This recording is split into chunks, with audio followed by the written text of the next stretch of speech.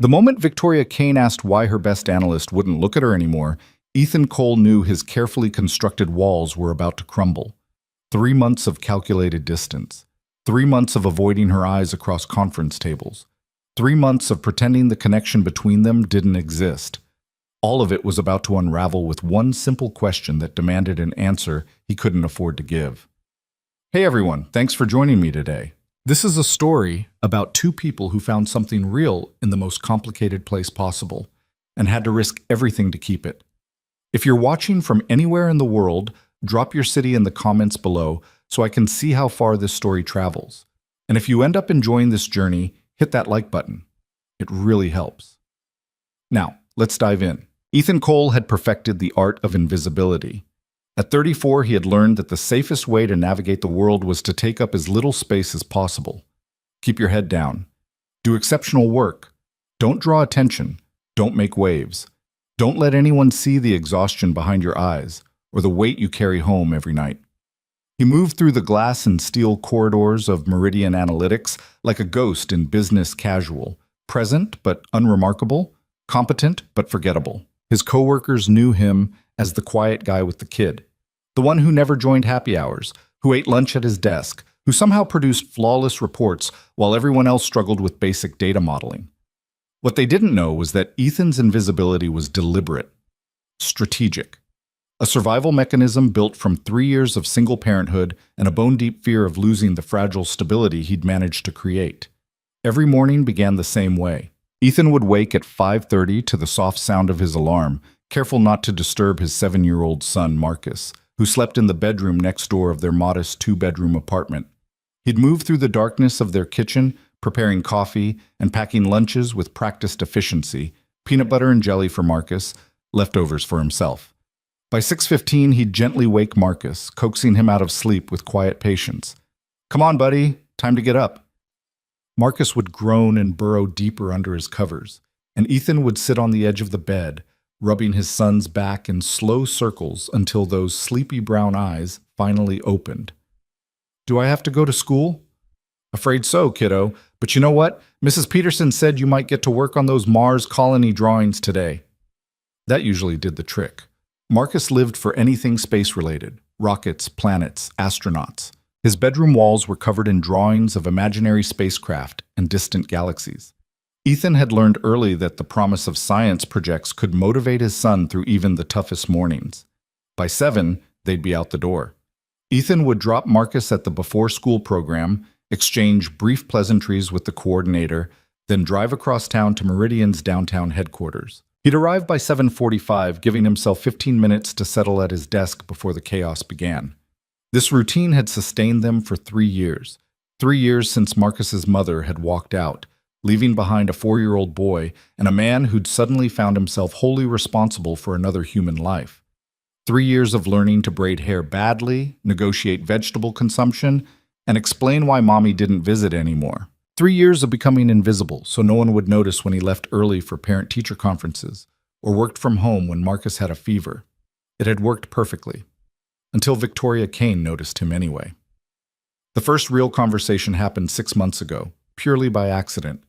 Ethan had been working late, a rarity, only possible because his neighbor Mrs. Chen had agreed to pick up Marcus from after-school care. He'd been alone in the analytics department, hunched over his laptop, when the elevator dinged and Victoria Kane stepped out onto the floor.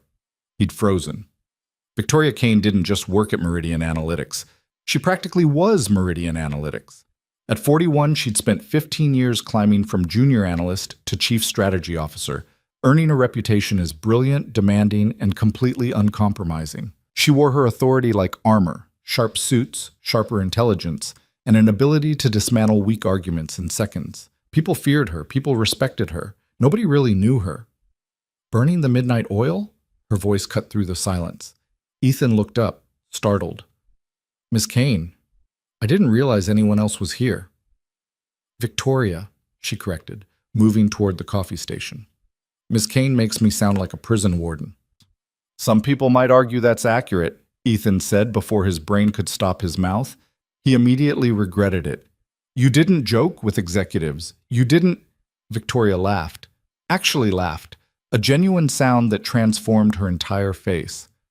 Fair point, she admitted, pouring coffee into a paper cup. What's keeping you here at 8:30 on a Wednesday? The Peterson account projections. The models weren't reconciling with the historical data, and I wanted to figure out why before tomorrow's meeting. She raised an eyebrow. That report isn't due until Friday. I know, but if the data's flawed, Friday doesn't help anyone. Victoria studied him for a long moment, something shifting in her expression. You're Ethan Cole. You did the market segmentation analysis last quarter that saved the Dyson contract. You read that report? I read everything that crosses my desk. Your work is exceptional. She paused. Why are you still an analyst? The question caught him off guard. I'm good at what I do. You're overqualified for what you do. You should be running a team. Ethan chose his words carefully. I appreciate that, but my current role gives me the flexibility I need. I have a son, school pickups, sick days, parent stuff. A management position would require more than you can give right now, Victoria finished quietly. I understand. Something in her tone made him look at her more carefully, not as an executive, but as a person. He saw exhaustion in the fine lines around her eyes, tension in the set of her shoulders. You have kids? He asked, then immediately wished he hadn't. Too personal. But Victoria didn't seem offended. A daughter, Maya. She's 16 and currently furious with me for missing her orchestra concert last week. She smiled, but it didn't reach her eyes. The joys of executive leadership. The joys of parenting, Ethan countered. I missed my son's science fair last month because a client emergency came up. He built a volcano. Apparently it was epic. Apparently? I saw the photos.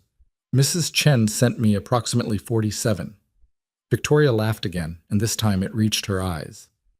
They talked for another 20 minutes, about parenting, about the impossible balance between work and life, about the guilt that followed you home no matter how much you achieved. When Ethan finally left that night, something had shifted. Victoria Kane wasn't just the terrifying CSO anymore. She was a person, a parent, someone who understood. Their conversations became regular after that. Not planned, not scheduled, just organic. They'd run into each other in the break room, fall into easy discussion about weekend plans or project challenges. Victoria would stop by his desk to ask about Marcus's latest space obsession. Ethan would ask about Maya's college applications.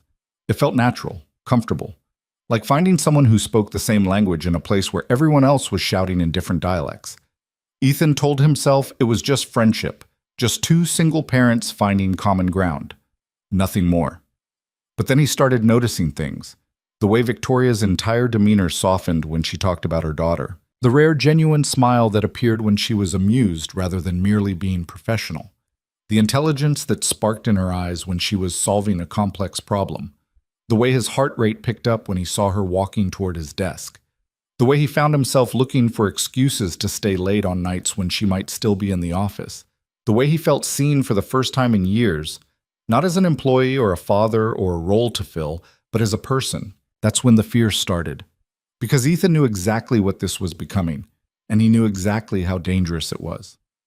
Victoria Kane wasn't just any colleague. She was C-suite. She had direct influence over his career, his salary, his future. Any relationship between them would be complicated by power dynamics, corporate policies, and the kind of scrutiny that could destroy both their reputations. More than that, Ethan had Marcus to think about. His son's stability depended on this job, this income, this carefully constructed routine. Getting involved with his boss, no matter how much he enjoyed her company, was a risk he couldn't afford to take. So 3 months ago, Ethan made a decision.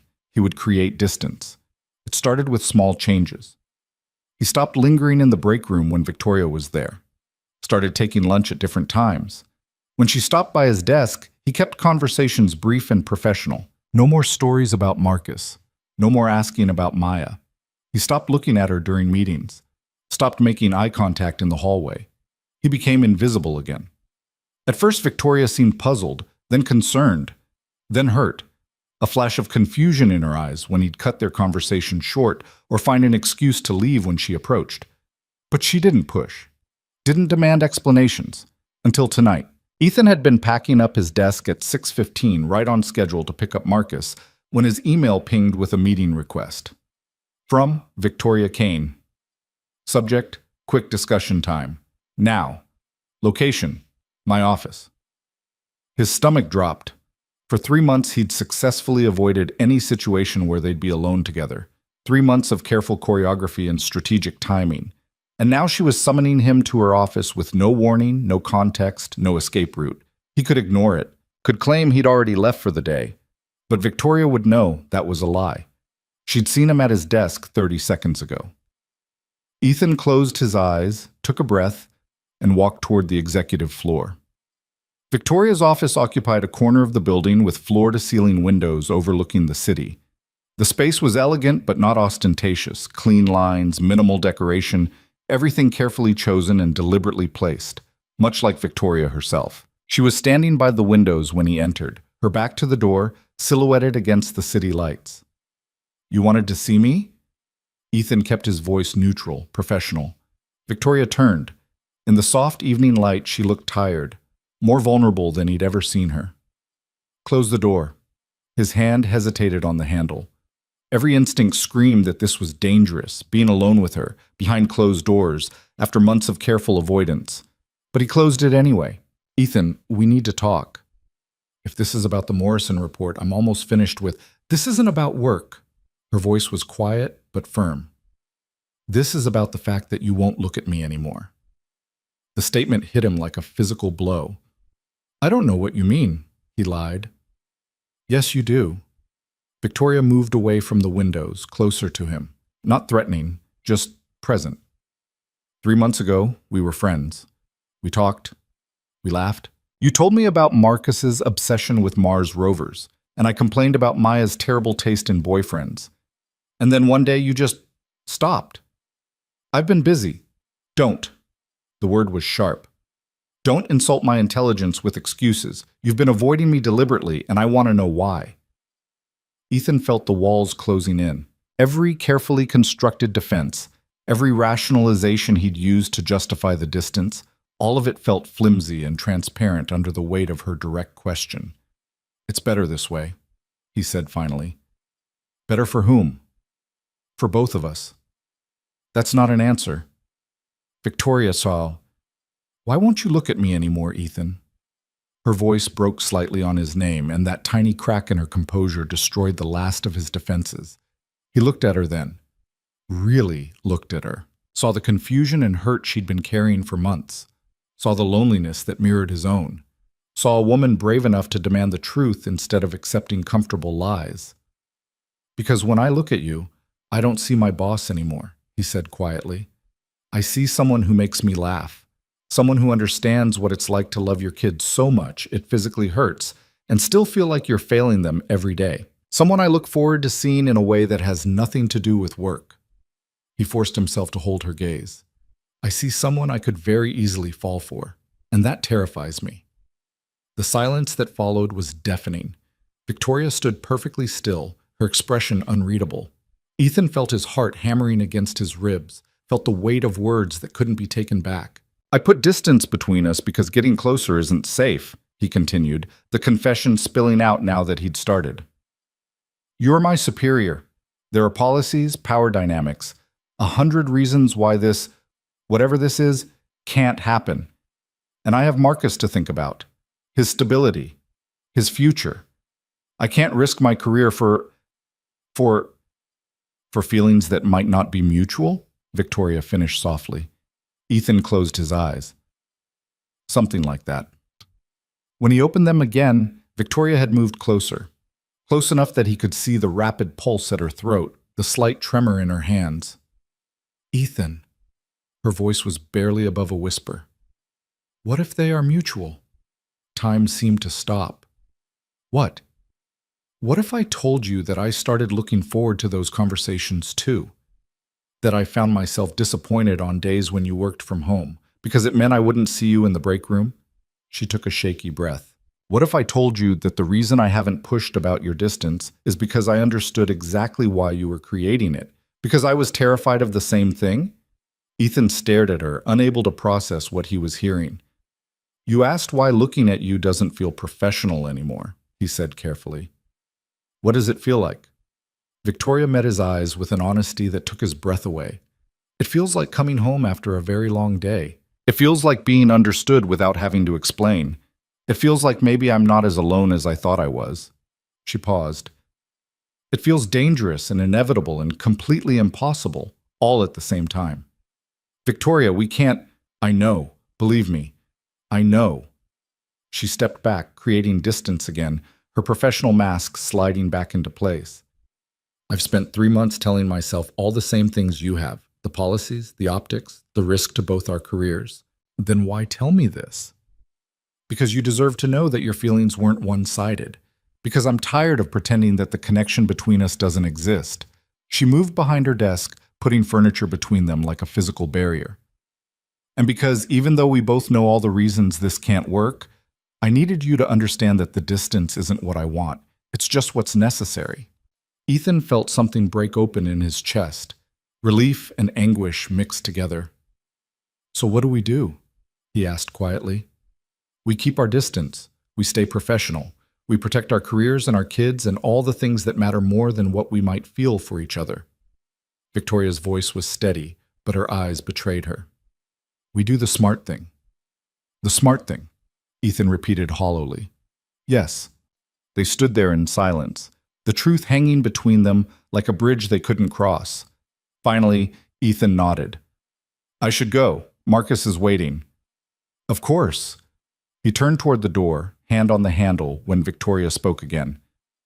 Ethan? He looked back. Thank you for being honest. He nodded, not trusting himself to speak, and left. The drive to pick up Marcus passed in a blur. Ethan moved through the motions automatically, signing the pickup sheet, listening to his son's excited chatter about the robot they were building in science class, heating up dinner, supervising homework. But his mind was elsewhere, replaying the conversation, the look in Victoria's eyes when she'd admitted her feelings, the impossible situation they'd both acknowledged. After Marcus was in bed, Ethan sat in the darkness of his living room, staring at nothing. He'd done the right thing. Created distance, been honest about why, confirmed that staying apart was the only logical choice. So why did it feel like he'd just made the biggest mistake of his life? His phone buzzed, a text from an unknown number. I hope you know how much courage it took to ask that question, and how much your answer meant. Even if nothing changes, I'm glad we were honest. V. Ethan stared at the message for a long time. Then he typed a response. Me too. Even though it's the hardest truth I've ever told. He hit send, then added, How did you get my number? Her response came quickly. I'm the CSO. I have access to the employee directory. Is that an abuse of power? Probably. Are you going to report me? Ethan smiled despite himself. Not today. Tomorrow? We'll see how I feel. There was a long pause, then, Good night, Ethan. Good night, Victoria. He sat there holding his phone, feeling the weight of everything they'd said and everything they couldn't say. The smart thing would be to delete her number, to maintain the distance they'd agreed was necessary. Instead, he saved the contact, just in case. The next morning arrived with brutal normalcy. Ethan went through his routine, waking Marcus, making breakfast, the drive to school, the commute to Meridian. Everything exactly the same as it had been yesterday, except everything was different, because now he knew that Victoria felt the same pull he did, knew that the distance between them was protective, not punitive, knew that somewhere in this building was another person fighting the same battle he was, trying to do the right thing while their heart insisted on something else entirely. He settled at his desk, pulled up his project files, and tried to focus. Morning, Cole.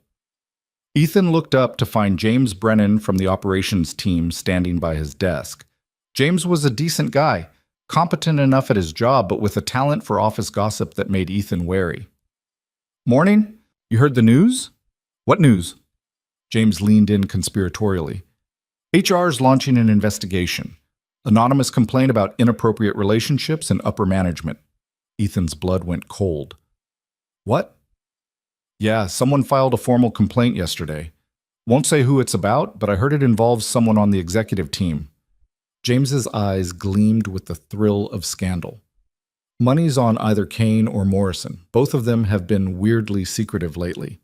Ethan forced his expression to remain neutral, even as panic clawed at his throat. That's just speculation. Maybe. But where there's smoke, right? James shrugged. Anyway, HR's apparently taking it seriously. Interviews start next week. He walked away, leaving Ethan frozen at his desk. It couldn't be about them. They hadn't done anything wrong. One conversation didn't constitute a relationship. A few text messages didn't violate any policies. But it didn't matter what the truth was. In situations like this, perception was everything. If someone had noticed their earlier friendship, had drawn conclusions, had decided to weaponize those suspicions. His phone buzzed. My office. Now. V. Ethan's hands were shaking as he stood. He walked to the executive floor on autopilot, his mind racing through possibilities. Maybe Victoria had heard the rumors. Maybe she was going to distance herself even further. Maybe... He knocked on her door. Come in. Victoria was standing by the windows again, but this time her posture was rigid with tension. The door had barely closed before she spoke. HR contacted me this morning. Anonymous complaint about inappropriate conduct. They're opening a formal investigation. I heard. She turned and Ethan saw fear in her eyes. Not for herself, for both of them. Ethan, if this is about us, we haven't done anything wrong. That won't matter if someone's decided we have. She moved to her desk, pulled out a folder. I've been reviewing our interactions. Every meeting, every email, every documented conversation. Professionally, we're clean. But if they start interviewing people, asking about casual interactions, observations... People saw us talking, Ethan said quietly. The break room conversations. You stopping by my desk. Exactly. Victoria set down the folder, looked at him directly. Ethan, I need you to understand something. If this investigation targets our friendship, I will not let it destroy your career. You have Marcus to support. You have a future here that doesn't depend on me. What are you saying? I'm saying that if it comes down to it, I'll take full responsibility. I'll claim that any personal connection was one-sided, that I overstepped boundaries, that you were nothing but professional. Absolutely not. Ethan, I won't let you sacrifice yourself for something we both participated in. He stepped closer, keeping his voice low. If they investigate, we tell the truth. We had a friendship that we both recognized was becoming inappropriate, and we created distance before anything happened. That's it. And if that's not enough, then we deal with it together. Victoria looked at him for a long moment, something shifting in her expression. Gratitude, respect, and underneath it all, that same impossible pull they were both trying to ignore. Together, she repeated softly. Then more firmly, we need to be smart about this. No more texts. No private conversations unless they're documented and work-related. If we're in the same room, we maintain complete professionalism. Agreed. And Ethan, if anyone asks about our relationship, you tell them the absolute truth. We were friendly colleagues who recognized a boundary and respected it. Nothing more. Nothing more, he echoed, the words tasting like ash, because it wasn't true. It hadn't been nothing more for months. And now, with an investigation looming, that something they'd both felt but never acted on might destroy them anyway. Victoria moved back behind her desk, her professional mask firmly in place. That's all. You can go. It was a dismissal. Clear, final, necessary. Ethan nodded and turned to leave. Ethan. He paused, hand on the door. I meant what I said last night, all of it. He looked back at her. This brilliant, complicated woman who understood him in ways no one else did, who was willing to sacrifice her reputation to protect his, who felt the same impossible thing he felt. So did I, he said quietly. Then he left, closing the door on something that might have been extraordinary if the world had been just a little bit different.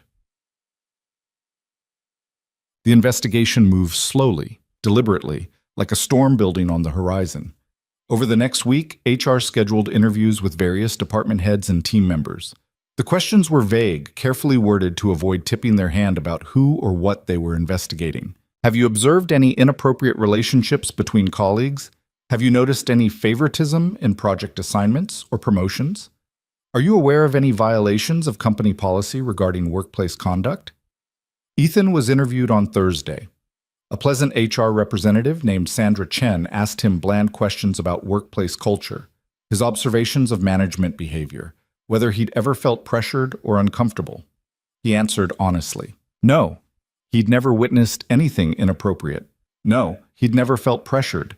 Yes, he found the work environment professional and supportive. She didn't ask specifically about Victoria. Didn't mention any names at all. But Ethan saw her make a note when he mentioned working late occasionally. Saw another note when she asked if he'd developed friendships with colleagues outside his immediate team. Just trying to understand the social dynamics, Sandra explained with a smile that didn't reach her eyes. When the interview ended, Ethan felt like he'd been picked apart and examined under a microscope. He wasn't the only one. The break room conversations that week were tense, speculative. Everyone had theories about who was being investigated and why. James Brennan continued to gossip enthusiastically, spinning theories that grew more elaborate by the day. Victoria maintained perfect professional distance. In meetings, she was courteous but impersonal. In the hallways, she barely acknowledged him. To any outside observer, they were nothing more than executive and employee, exactly what they should be. But Ethan saw the strain in her posture, the exhaustion in her eyes at the end of long days, the careful way she controlled every expression, every word. He wanted to reach out, to send a message asking if she was okay, to offer support, but he couldn't. Any communication between them now would be ammunition for whatever investigation was building, so he stayed silent and watched her fight this battle alone. On Friday evening, as Ethan was packing up to leave, his phone rang. An internal extension he didn't recognize. "This is Ethan Cole." "Mr. Cole, this is David Winters, Chief Executive Officer. Do you have a moment?" Ethan's heart stopped. The CEO, calling him directly. "Of course, Mr. Winters." "Excellent. Can you come to my office? There's something I'd like to discuss." "Now?" "If possible. I promise not to keep you long." Ethan thought of Marcus waiting at after-school care, of the routine they maintained, of every reason he should say no.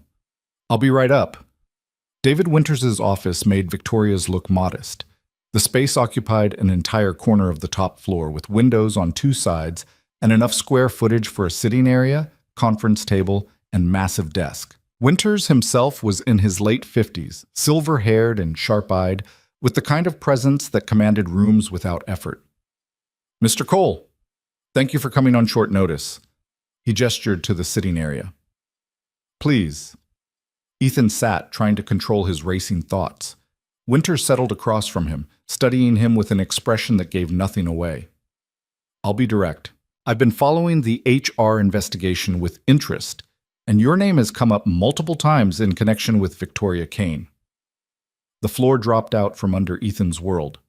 "Sir, I can assure you," Winters held up a hand, "I'm not here to interrogate you about workplace violations.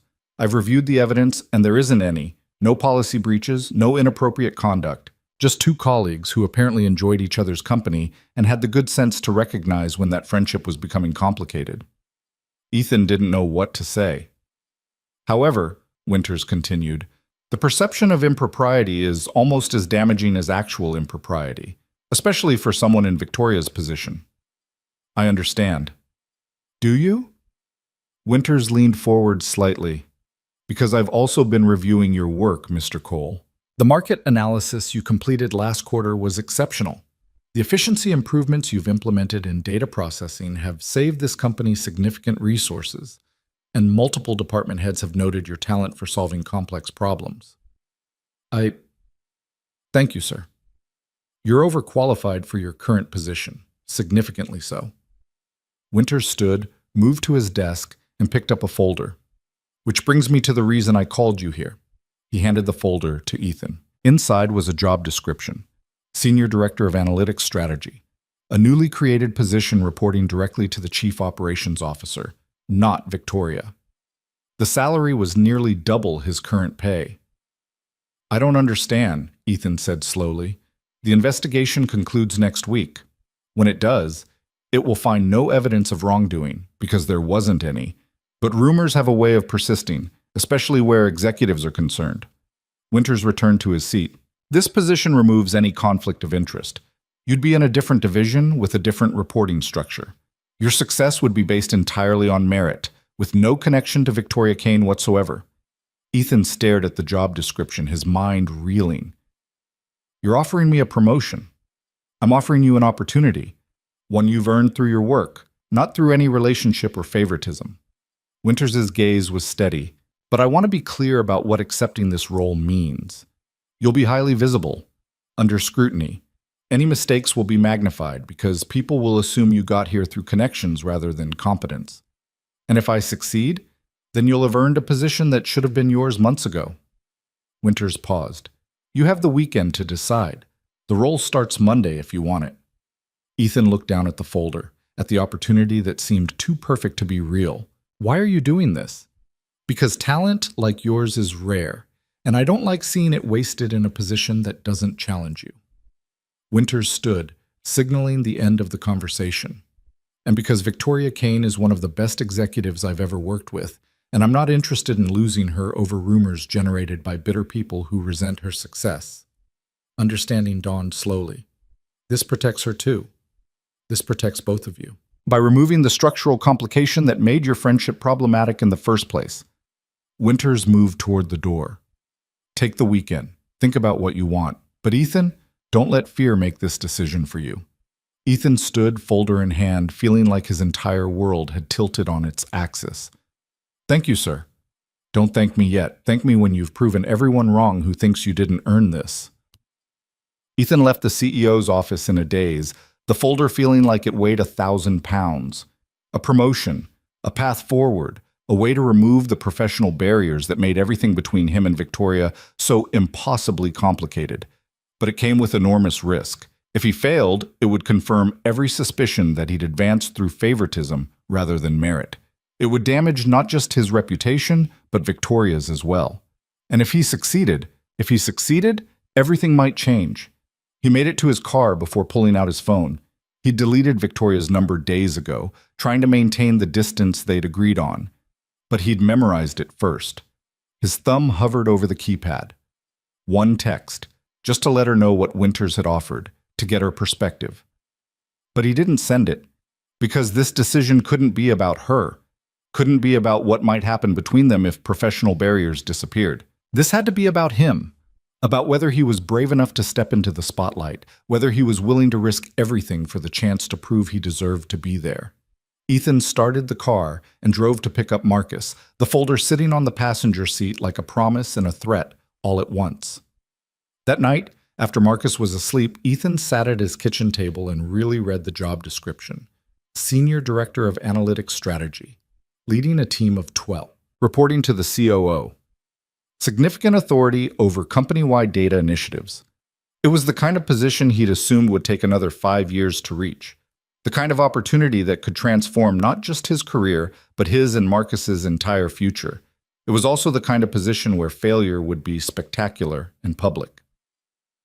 Ethan thought about the invisible life he'd built, the safety of being unremarkable, the comfort of knowing exactly what each day would bring.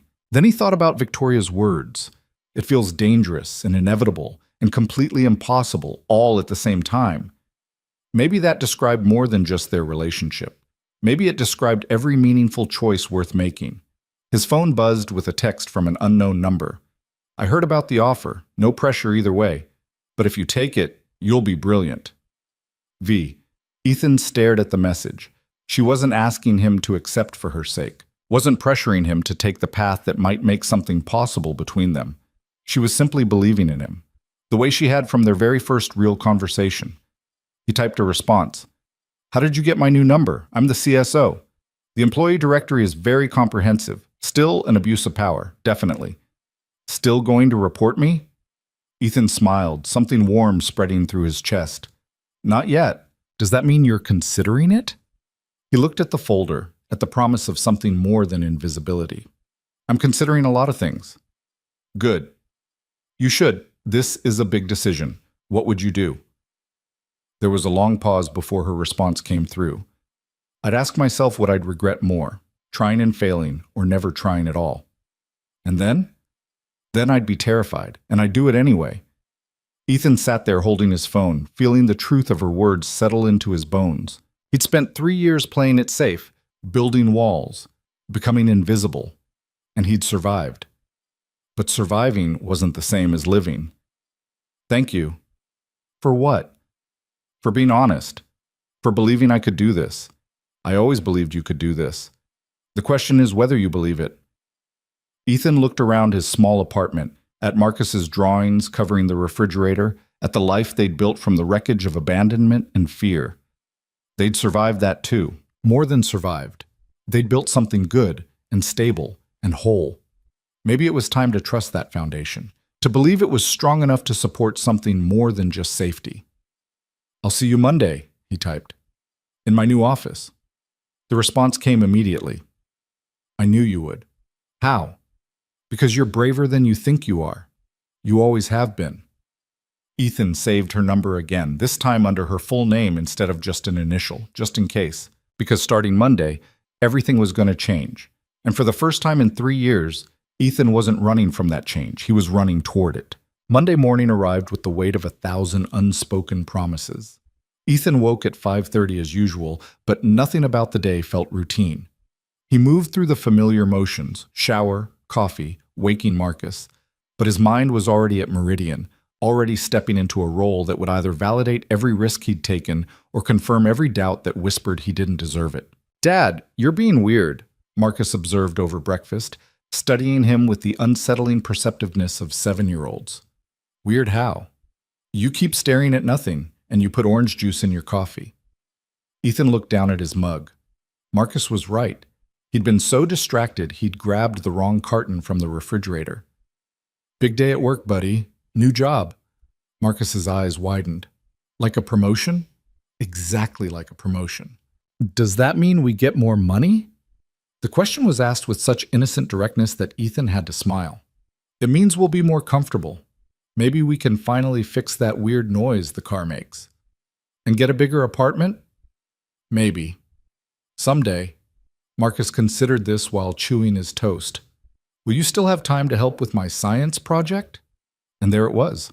The question that mattered more than salary or title or professional validation. The question that reminded Ethan exactly what was at stake. "Always," Ethan said firmly. "No job is more important than that." "I promise." Marcus nodded, satisfied, and returned to his breakfast. But Ethan sat there feeling the weight of that promise settle over him like armor. He would make this work. Not just the job, but the balance. He'd find a way to be exceptional at work without sacrificing the one thing that actually mattered, being present for his son. The drive to Meridian felt surreal. Ethan pulled into his usual parking spot, then remembered he'd been assigned a new one closer to the executive entrance. A small detail, but it reinforced the magnitude of what was changing. His new office was on the 7th floor, in the operations wing. It was modest compared to executive offices, but significantly larger than his previous cubicle. Windows overlooked the city, a desk that wasn't shared, room for a small meeting table. A nameplate was already mounted beside the door. Ethan Cole, Senior Director of Analytics Strategy.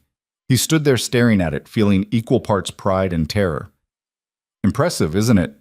Ethan turned to find Michael Torres, the Chief Operating Officer, approaching with an extended hand. Torres was in his early 50s, with an easy confidence and a reputation for being brilliant but approachable. "Mr. Torres, thank you for this opportunity." "Call me Michael. We'll be working closely together." Torres gestured toward the office. "Settling in?" "Just arrived." "Good, because I'd like to introduce you to your team. They're gathering in Conference Room C in 10 minutes. Michael's expression grew serious. "I want to be upfront with you, Ethan. Some of them are skeptical about your appointment. They've heard the rumors about how this position was created, and they're wondering if you earned it or if it was political maneuvering." Ethan's stomach tightened. "I understand. I'm telling you this not to discourage you, but to prepare you. You're going to have to prove yourself quickly, not just to them, but to the board, to other department heads, to everyone who's watching to see if David Winters made a mistake." Michael's gaze was steady.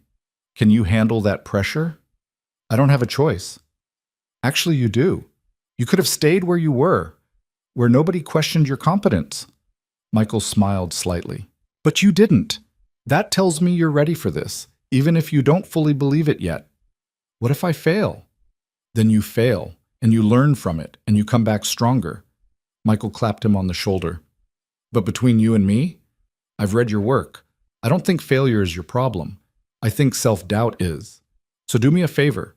Leave that outside this office and show these people why you're here. The team meeting was exactly as uncomfortable as Ethan had anticipated. 12 people sat around the conference table, their expressions ranging from curious to openly skeptical. Ethan recognized a few from cross-departmental projects, but most were strangers who'd be looking to him for leadership and direction. Michael made brief introductions, then turned the floor over to Ethan. 12 pairs of eyes watched him with varying degrees of judgment. Ethan took a breath and made a choice. He wouldn't pretend to be something he wasn't, wouldn't perform confidence he didn't feel. He'd be honest. "I know what you're thinking," he began. "You're wondering if I earned this position or if it was handed to me because of connections. You're wondering if I'm qualified to lead this team or if I'm going to fail spectacularly and take all of you down with me." A few people shifted uncomfortably. At least one person, a sharp-eyed woman named Rachel Chen, nodded in agreement. "Those are fair questions," Ethan continued. "If I were in your position, I'd be asking the same things. So let me be direct. Yes, this position was created specifically to resolve a conflict of interest.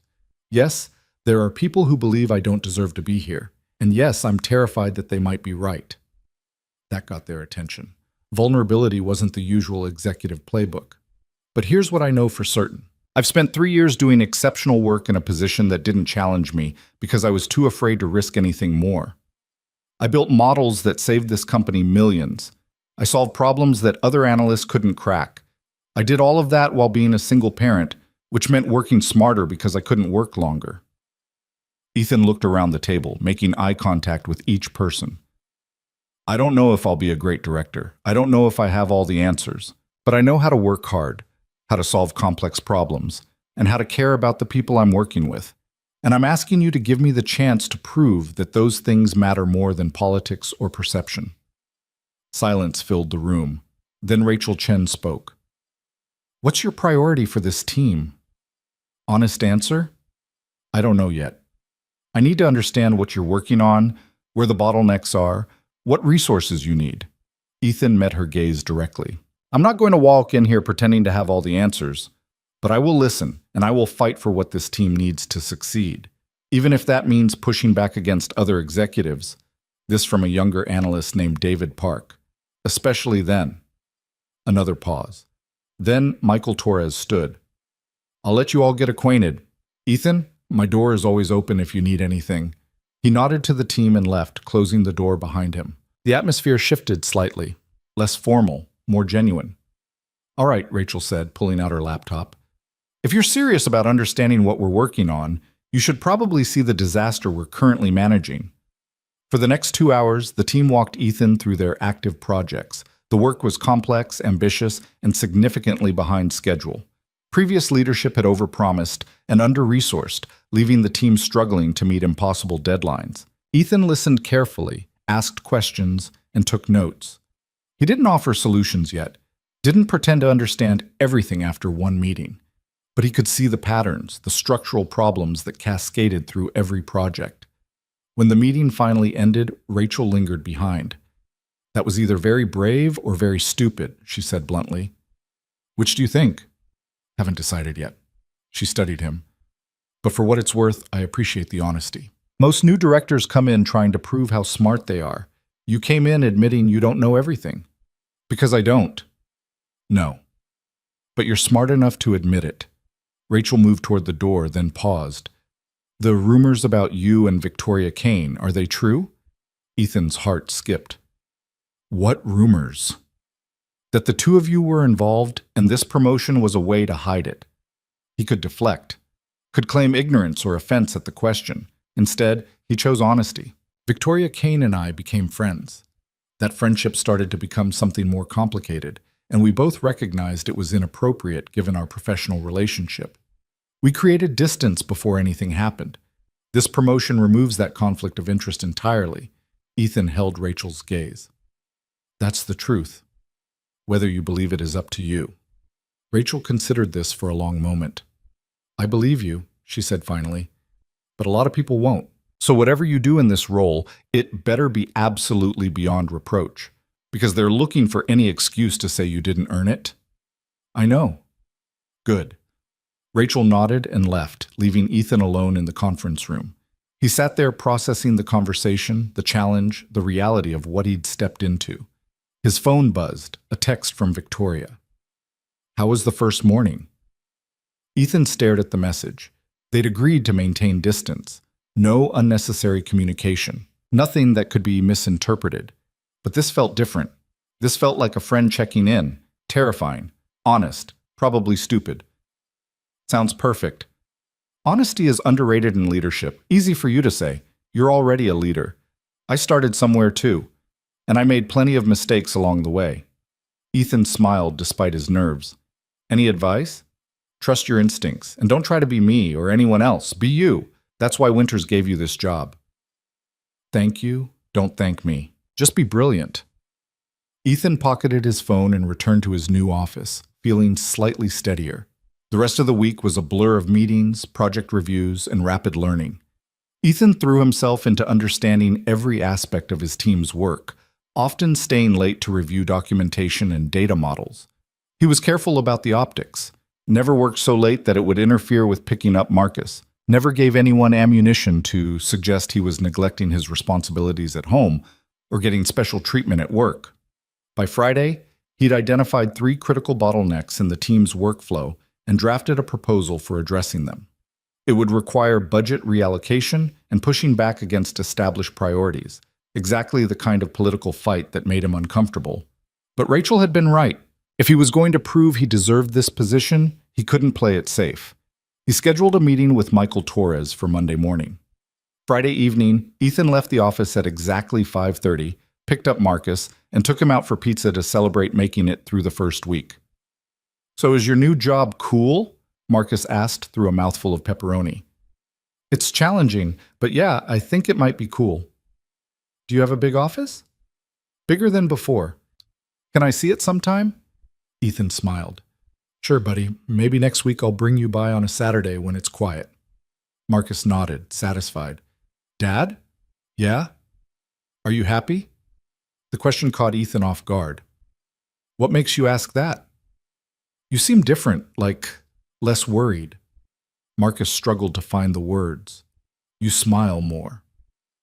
Ethan looked at his son, this perceptive, thoughtful kid who noticed everything, and felt something break open in his chest. Yeah, he said softly. I think I'm happier. Things are changing, and change is scary. But it's good scary. Does that make sense? Like when I had to switch schools and I was afraid nobody would like me, but then I made friends? Exactly like that. Marcus grinned. Then I'm happy too. They finished their pizza, drove home, and spent the evening building a Lego space station. Normal Friday night activities. Nothing special, except it felt special. Felt like they were building something beyond plastic blocks. Building a life that had room for both stability and growth, safety and courage. That night, after Marcus was asleep, Ethan's phone buzzed with a message. Congratulations on surviving your first week. V barely. But I'm still standing. That's all that matters. How are you feeling about it? Terrified, excited, completely out of my depth. So, exactly like everyone else in leadership, we're just better at hiding it. Ethan laughed out loud. That's not reassuring. It's not supposed to be. It's supposed to be true. How's your week been? There was a pause before Victoria responded. Long. The investigation officially closed yesterday. No findings, but the rumors haven't stopped. I'm sorry. Don't be. It's the cost of being in this position. People always assume there's something scandalous happening behind closed doors. Even when there isn't? Especially then. Reality is disappointing. Scandal is entertaining. Ethan thought about what Rachel had said, about people looking for any excuse to discredit his promotion. Does it ever get easier? Dealing with the scrutiny? Yes and no. You learn to develop thicker skin, but you also learn to choose carefully what's worth fighting for. And what is worth fighting for? Another long pause. The things that matter more than other people's opinions. Your integrity, your values, the people you care about. Ethan stared at that last sentence, reading the subtext beneath the words. Are you okay? He typed. I will be. Just tired. It's been a difficult few weeks. Maya doing all right? She's good. finally forgave me for the missed concert. We went to see a Broadway show last weekend and I turned my phone completely off. Small victories. That's huge, actually. It felt huge. She told me afterward that it was the first time in months she felt like I was actually there, instead of just physically present. That's all we can do, right? Keep showing up and trying to be present. When did you get so wise? I have an excellent teacher. Marcus? Actually, yes, but I was thinking of someone else too. This time the pause was different, weighted with everything they couldn't say directly. Ethan, I know. We're maintaining distance, being professional. I'm not suggesting anything inappropriate. Then what are you suggesting? He thought carefully before responding. I'm suggesting that even though we can't be what we might want to be, I'm grateful for what we are. For these conversations. For the way you challenge me to be braver than I think I am. You don't need me for that. You're plenty brave on your own. Maybe, but it's easier when someone believes in you. I do believe in you, more than you know. The feeling is mutual. Ethan could almost feel her smile through the phone. Get some rest. Big week ahead. You too. And Victoria? Yes? Thank you for checking in. Always. The weekend passed in a blur of domestic routine. Ethan took Marcus to the park on Saturday, where they flew a rocket-shaped kite that Marcus had built in school. Sunday was grocery shopping, laundry, and helping Marcus prepare a presentation about Mars for his class. Normal life, good life. But underneath the routine, Ethan felt the current of change pulling him forward. Monday morning, he arrived at Meridian early, reviewed his proposal one final time, and walked into Michael Torres's office prepared for a fight. Michael listened carefully as Ethan presented his analysis. The workflow bottlenecks, the resource constraints, the proposal for reallocation that would solve problems but would require other departments to compromise. When Ethan finished, Michael leaned back in his chair. You're asking me to pick a fight with 3 other directors to give your team resources they've been requesting for months. I'm asking you to invest in fixing structural problems that are costing the company money and time. By taking budget away from established priorities. By redistributing budget to where it will have the greatest impact. Ethan pulled up a spreadsheet. These are the projected efficiency gains over the next quarter. The return on investment justifies the reallocation. Michael studied the numbers, his expression unreadable. You've been here 1 week, and you're already proposing we restructure departmental budgets. You told me to show these people why I'm here. This is why I'm here. To identify problems and solve them, even when the solutions are politically uncomfortable. A slow smile spread across Michael's face. I like you, Ethan. You're either incredibly confident or incredibly naive, and I haven't figured out which yet. He closed the laptop. I'll take this to the executive team, but I want you there to present it. Ethan's stomach dropped. The executive team? You want the resources, you make the case yourself. Wednesday afternoon, 2 o'clock. Prepare for them to tear this apart. Will you back me? If your analysis holds up? Absolutely. Michael's expression grew serious. But Ethan, understand what you're walking into. That room will include Victoria Kane. You'll need to maintain complete professionalism and be prepared for her to ask the hardest questions. Because she'll be proving we don't have favoritism. Exactly.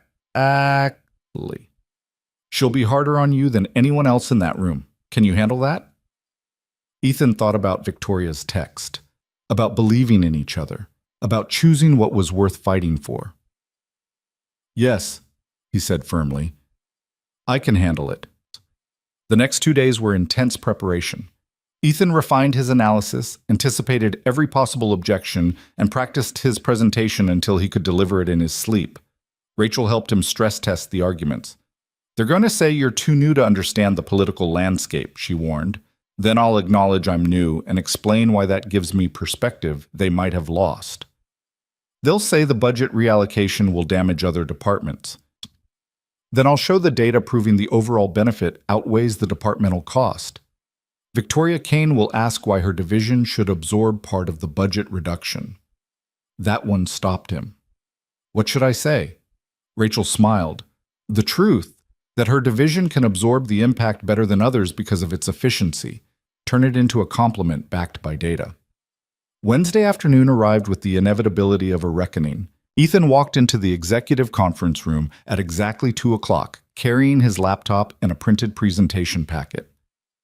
The room was imposing, Floor-to-ceiling windows, a massive table, and chairs occupied by some of the most powerful people in the company.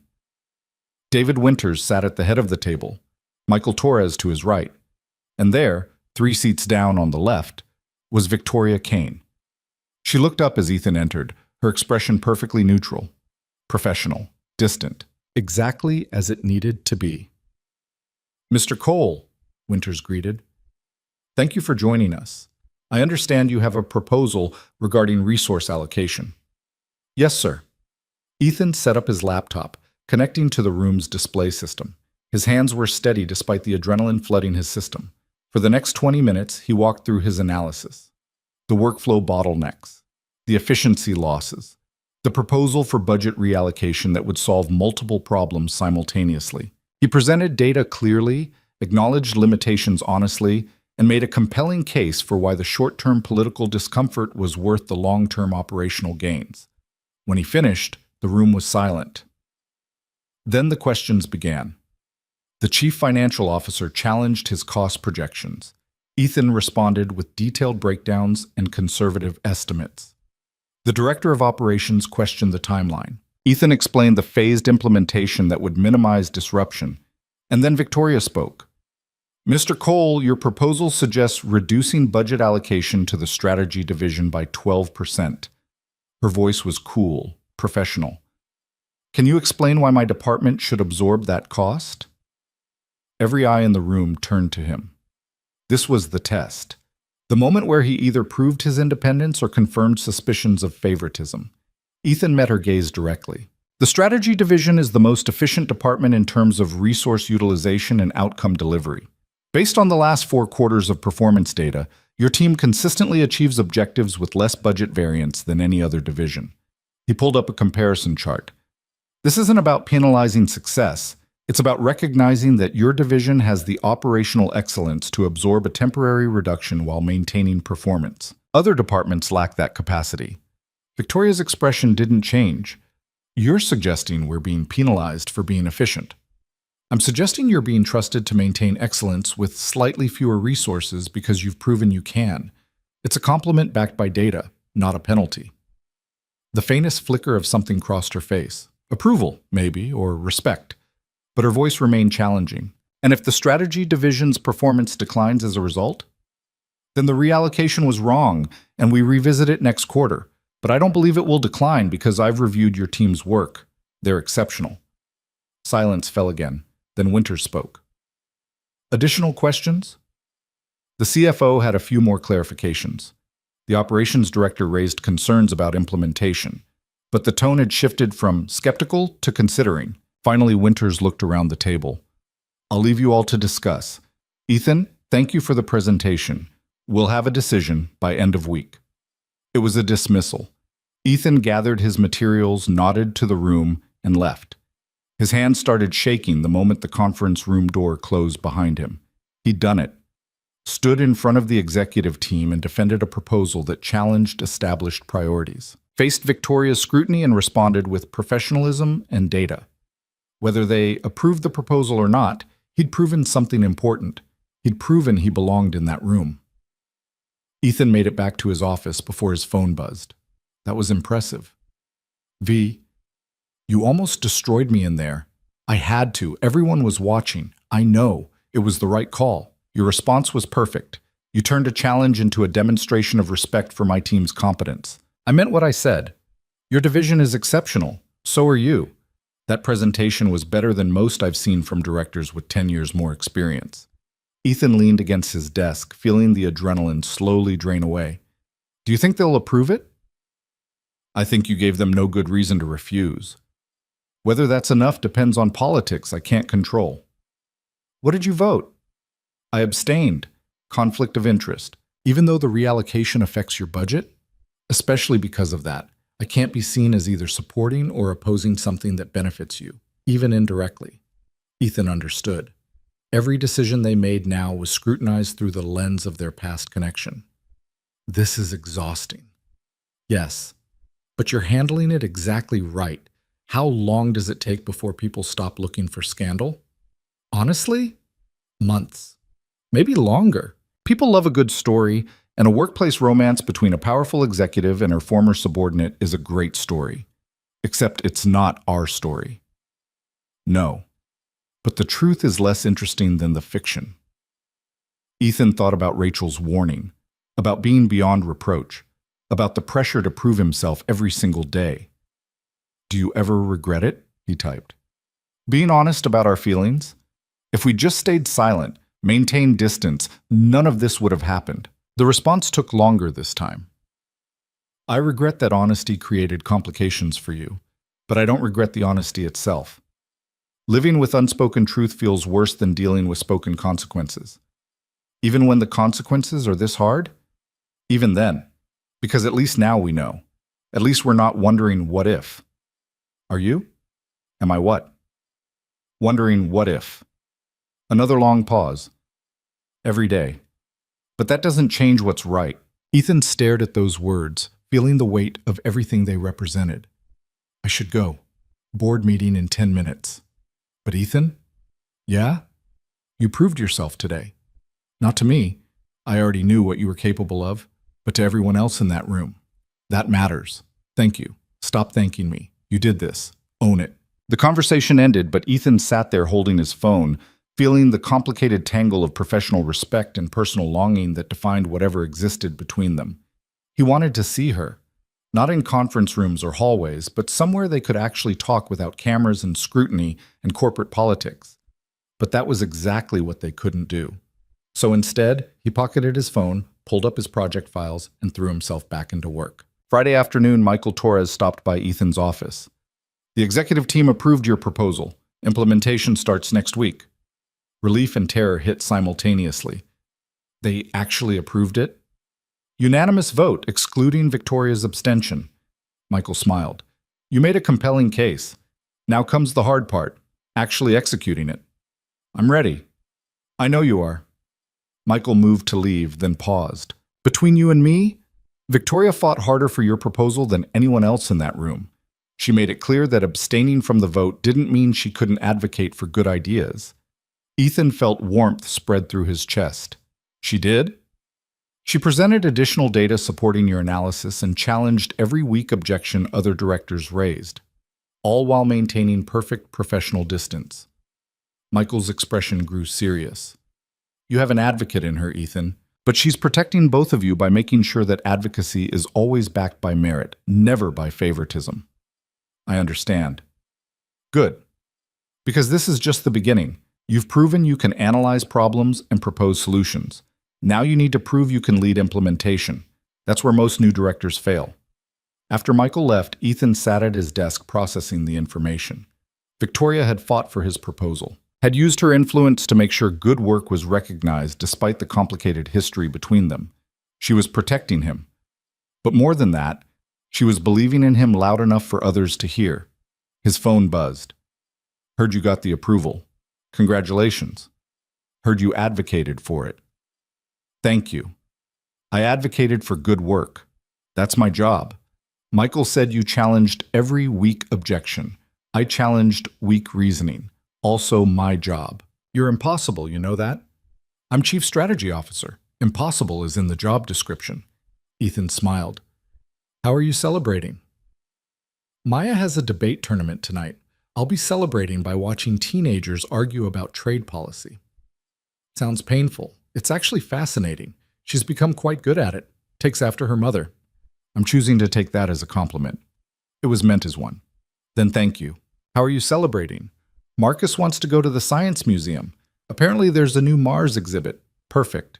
Tell him hello from me. Ethan hesitated, then typed. He asks about you sometimes. About the woman at my work who likes space stuff, too. What do you tell him? That you're smart and kind and someone I respect very much. That's a good answer. He wants to meet you someday. The message sat there for a long moment before Victoria responded. Someday. When the timing is right. And when will that be? When we're both certain that meeting is about friendship and not something we're hoping might become more. What if it's always both? Then we wait until both becomes okay. Until the complications have faded enough that nobody questions our judgment. Ethan understood, but the waiting felt impossible. How long do you think that will take? Months. maybe a year. Long enough for your promotion to be established, for the rumors to die, for people to see your success as earned rather than given. And then? And then we see what's still there, if anything. You think this might fade? I think time and distance have a way of clarifying what's real and what's just possibility we built up in our heads. Ethan thought about that, about whether his feelings for Victoria were genuine connection or just the appeal of someone who'd seen him clearly when he'd spent so long being invisible. And if it's still there, he asked, after the time and distance? Victoria's response came slowly. Then we'll have earned the right to find out what it could be. That's not much of a promise. No. But it's honest, and honesty is all I can offer right now. Ethan sat with that truth, feeling its weight. Okay, he finally typed. Then we wait. Can you do that? Can you be patient? I've been patient for 3 years building a life I was afraid to risk.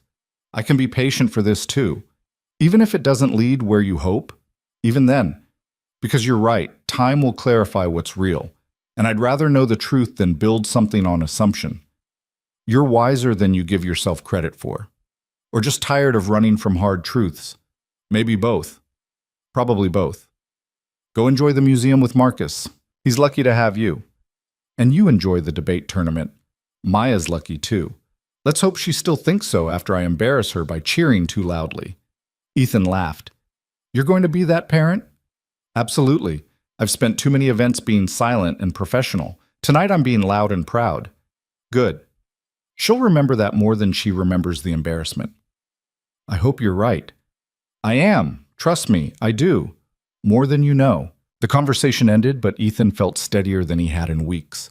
They would wait, would give time and distance room to do their work, would let his career establish itself and the rumors fade. And if something real remained after all that, if the connection they'd discovered survived months of professional distance and careful boundaries, then maybe they'd have earned the right to explore what it could become. It wasn't a promise, wasn't a guarantee, but it was hope. And right now, hope was enough. Ethan shut down his computer, grabbed his keys, and headed out to pick up Marcus. Tonight was about celebrating small victories and exploring Mars exhibits. Tomorrow he'd start implementing the approved proposal and proving he deserved the trust that had been placed in him. And someday, whenever that someday arrived, he and Victoria would figure out what existed between distance and possibility. But for now, patience would have to be enough. And maybe, just maybe, it was. 3 months passed in a blur of execution, scrutiny, and carefully maintained distance. Ethan threw himself into implementing the approved resource reallocation with an intensity that surprised even him. Every decision was documented. Every meeting had clear agendas and outcomes. Every success was shared with his team, and every setback was owned personally. The pressure was relentless. Other directors watched for mistakes. His team watched to see if he'd crumble under the weight of expectations. And somewhere in the building, Victoria watched too, though their interactions had been reduced to brief hallway nods and the occasional professional email. The loneliness of it was worse than Ethan had anticipated. He'd grown accustomed to their conversations, to the way Victoria challenged his thinking and believed in his potential. Without those touch points, work felt mechanical, successful, but hollow. Still, the results spoke for themselves. By the end of the first month, workflow efficiency in the analytics division had improved by 18%. By the end of the second month, they delivered 2 major projects ahead of schedule. And now, approaching the end of the third month, the metrics showed sustained improvement that even the most skeptical directors couldn't dismiss. Rachel had become an invaluable ally. She ran interference with difficult stakeholders, kept the team motivated through the intense implementation period, and occasionally reminded Ethan to eat lunch instead of working through it. "You're going to burn out," she warned one afternoon, finding him at his desk at 7 in the evening. "I'm fine." "You're surviving on coffee and determination." "That's not fine. That's a recipe for disaster." Rachel sat in the chair across from his desk. "When's the last time you left before 6? Ethan thought about it. "Tuesday." "That was 3 weeks ago, and it was because Marcus had a dentist appointment." "I have a lot to prove." "You've already proven it. The numbers are there. The team respects you.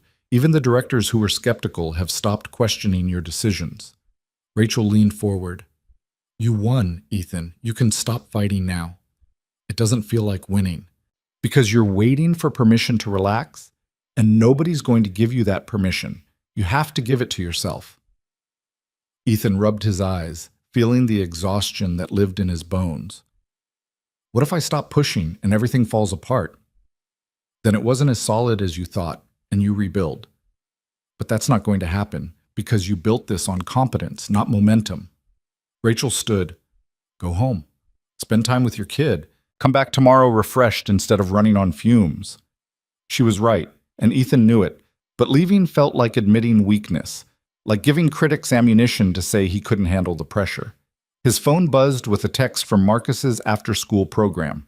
His son had asked if Ethan could pick him up early today instead of staying until 6. No emergency, just missing his dad. The message hit harder than it should have. Ethan looked at his calendar. No urgent meetings. No fires to put out. Just the self-imposed pressure to be visibly working harder than everyone else. He shut down his computer and grabbed his keys. You're leaving? Rachel sounded genuinely surprised. You're right. I need to spend time with my kid. Miracles do happen. Ethan picked up Marcus at 4:30, earlier than he had in weeks. His son's face lit up when he saw him. Dad, you're early. Thought we could do something fun. What do you want to do? Marcus considered this seriously. Can we go to the park and get ice cream after? Simple requests. Normal childhood wants. The kind of thing Ethan had been too exhausted to offer lately. Absolutely. They spent 2 hours at the park.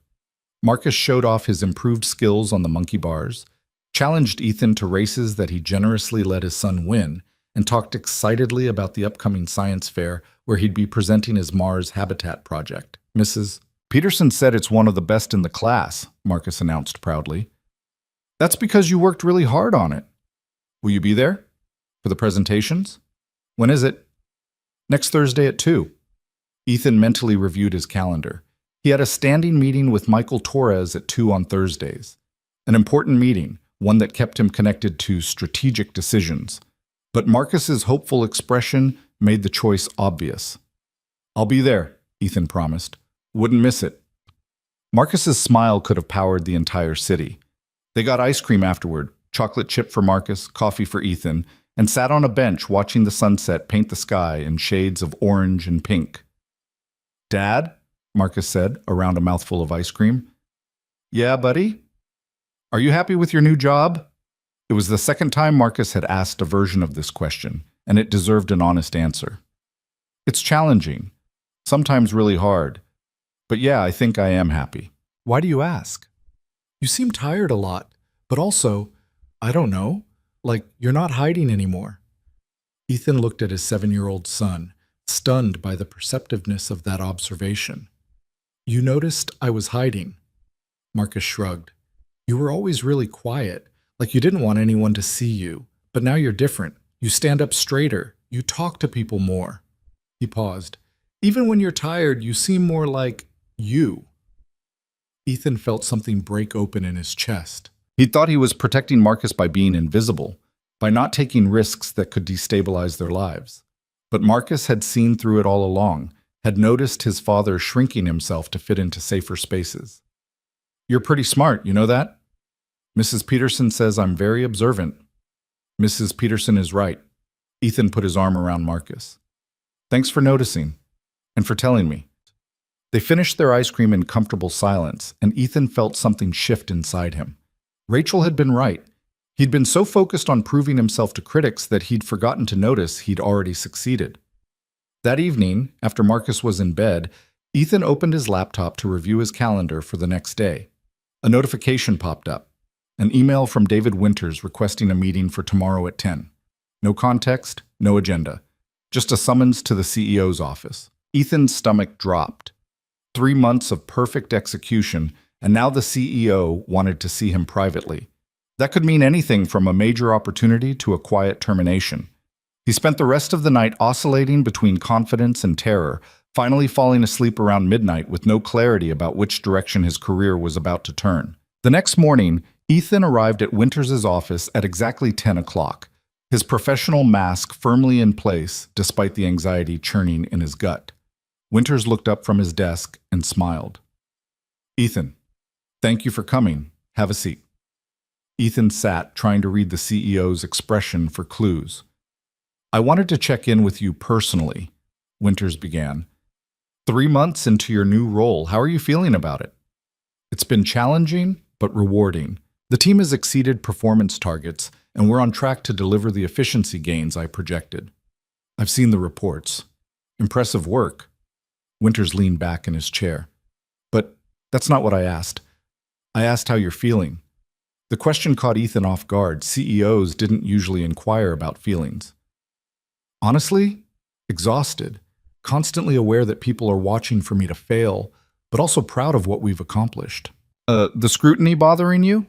It's manageable. Comes with the territory. It does. But it's also heavier when people are looking for scandal rather than success. Winters pulled out a folder, the same kind he'd handed Ethan 3 months ago. Which brings me to why I called you here. Ethan's pulse quickened. The board of directors has been reviewing departmental performance across the company. They've specifically noted the turnaround in analytics division efficiency. Winters opened the folder. They want you to present your implementation strategy at next month's board meeting. Ethan stared at him. Present to the board? Full presentation, 45 minutes. They want to understand how you achieved these results and whether the approach can be scaled to other divisions. Ethan struggled to process it. That's a huge opportunity. It's also high stakes. The board includes some of our largest investors. They're smart, demanding, and they don't tolerate mediocrity. Winters met his eyes directly. If you excel in that presentation, it will cement your reputation as someone who deserves to be in leadership. If you stumble, it will confirm doubts that you were promoted prematurely. No pressure then, Winters smiled.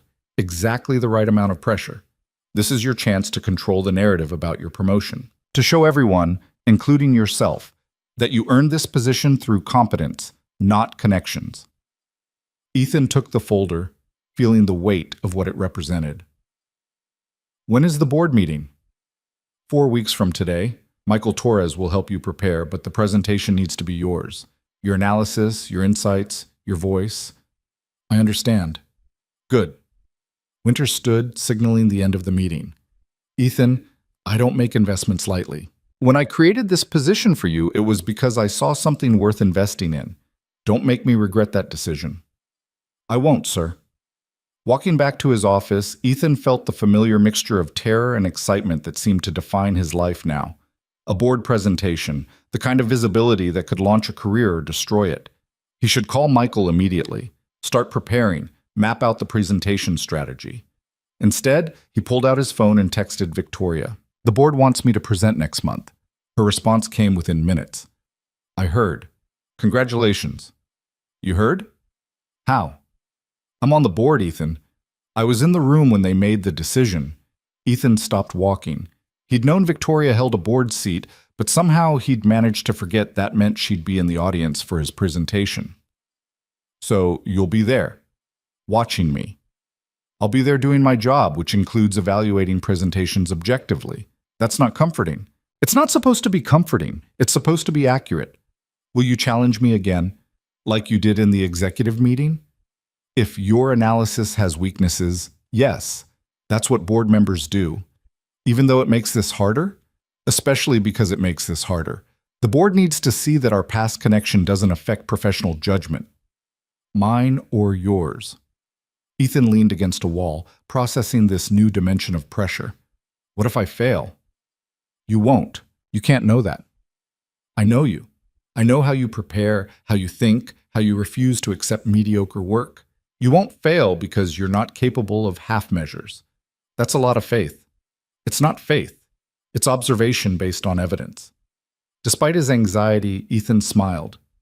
Has anyone ever told you that you sound like an analyst even when you're trying to be encouraging? Frequently. Maya finds it deeply annoying. I find it oddly reassuring. Good, because you're going to do an exceptional job at this presentation, and I'm going to ask you the hardest questions in that room. And everyone is going to see that both things can be true simultaneously. No pressure. Exactly the right amount of pressure. Ethan laughed. She'd used the same phrase Winters had. Did you rehearse that with the CEO? Great minds think alike. Now stop texting me and start preparing. You have 4 weeks. Yes, ma'am. I'm not your boss anymore. You don't have to call me ma'am. What should I call you? There was a pause before she responded. Victoria. Just Victoria. Okay. Just Victoria. Get to work, Ethan. Going now. He pocketed his phone and headed to his office, feeling steadier despite the mountain of work ahead. The next 4 weeks were the most intense of Ethan's professional life. He built the presentation from scratch, starting with raw data and building toward insights that would resonate with board members who cared about return on investment and strategic value. Michael Torres reviewed multiple drafts, challenging assumptions, and pushing for clear articulation of key points. Rachel helped him anticipate questions, playing the role of skeptical board member in practice sessions that left Ethan exhausted and better prepared. They're going to ask about scalability, she warned during one session, whether other divisions can replicate your approach. I have data on that. Show me. Ethan pulled up a comparative analysis showing how the principles could apply across departments, with modifications for different operational contexts. Rachel studied it critically. It's good, but you need a concrete example. Pick one other division and show exactly how you'd implement this there. That's beyond the scope of my presentation. It's also what separates good presenters from great ones. They don't just explain what they did, they show vision for what could be done. Ethan spent the next 2 days developing a detailed implementation roadmap for applying his approach to the operations division. It was speculative, but it was grounded in solid analysis and demonstrated strategic thinking beyond his current role. The presentation grew stronger with each iteration, but so did Ethan's awareness of how much was riding on it. He practiced in front of Marcus one evening, running through the key points while his son played with Legos. "You sound nervous," Marcus observed. "I am nervous. This is a really important presentation." "Why? Don't they already know you're good at your job?" "Some of them do, but some of them still aren't sure. This is my chance to show them." Marcus considered this seriously. "Like when I had to do my Mars presentation and I was scared everyone would think it was dumb." "Exactly like that. What did you do?" "I remembered that I knew more about Mars habitats than anyone else in my class because I'd worked really hard on it. So even if they thought it was dumb, I knew it was good." Ethan looked at his 7-year-old son, once again stunned by his wisdom. "That's actually perfect advice. I'm pretty smart for a kid. You're pretty smart, period." The night before the board meeting, Ethan couldn't sleep. He reviewed his presentation notes one final time, then forced himself to close the laptop and try to rest. His phone buzzed at 11:30. A text from Victoria. "You're still awake, aren't you?" "How did you know?" "Because I know you. You're reviewing notes and catastrophizing about everything that could go wrong." "I'm being thorough. You're being anxious. There's a difference." "Easy for you to say. You're not the one presenting." "No, but I've been where you are." The night before my first board presentation, I barely slept. Spent the whole night convinced I'd forget everything and humiliate myself. What happened? I got through it. Not perfectly, but competently. And I learned that the anticipation is always worse than the reality. That's not particularly comforting. "No, but this might be..." "I've read your presentation deck. It's exceptional. Clear analysis, compelling narrative, actionable insights. You've done the work. Tomorrow is just delivery." "Just delivery." "Right. Ethan, you've already succeeded. The presentation is excellent. Tomorrow you're just showing people what you've already accomplished. What if I freeze or forget a key point?" Then you pause, collect yourself, and continue. Board members are human. They understand nerves. Do they understand the extra pressure I'm under because of our history? Some do. Some don't care. And some are looking for any excuse to say you don't belong. Victoria's message continued, "But here's what matters. You do belong.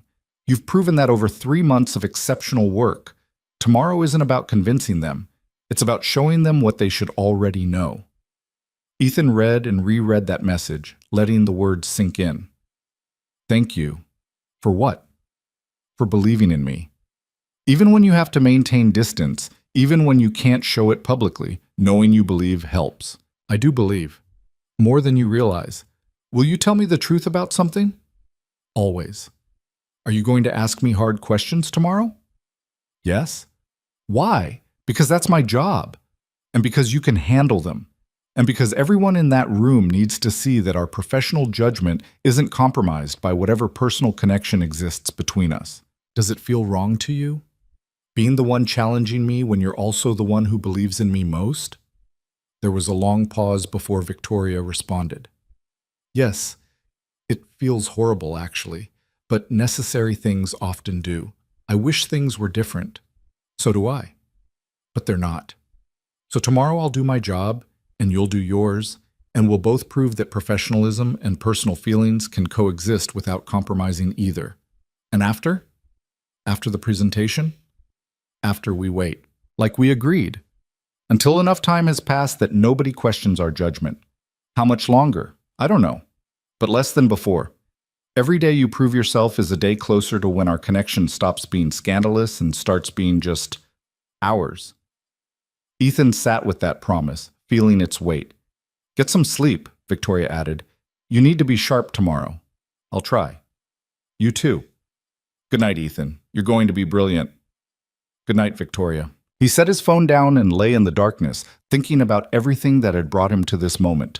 The fear that had kept him invisible for years. The connection with Victoria that had challenged him to be braver.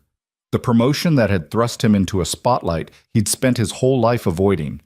And tomorrow, the presentation that would either validate all of it or confirm his worst fears about not being enough. Ethan finally fell asleep around 1 a.m, his dreams filled with boardrooms and questions he couldn't answer, and Victoria's voice saying he belonged even when he didn't believe it himself.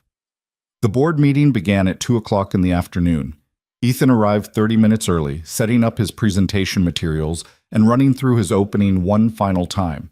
Board members began filtering in at 1:50. Ethan recognized some from company communications, investors, strategic advisors, former executives who'd moved into governance roles.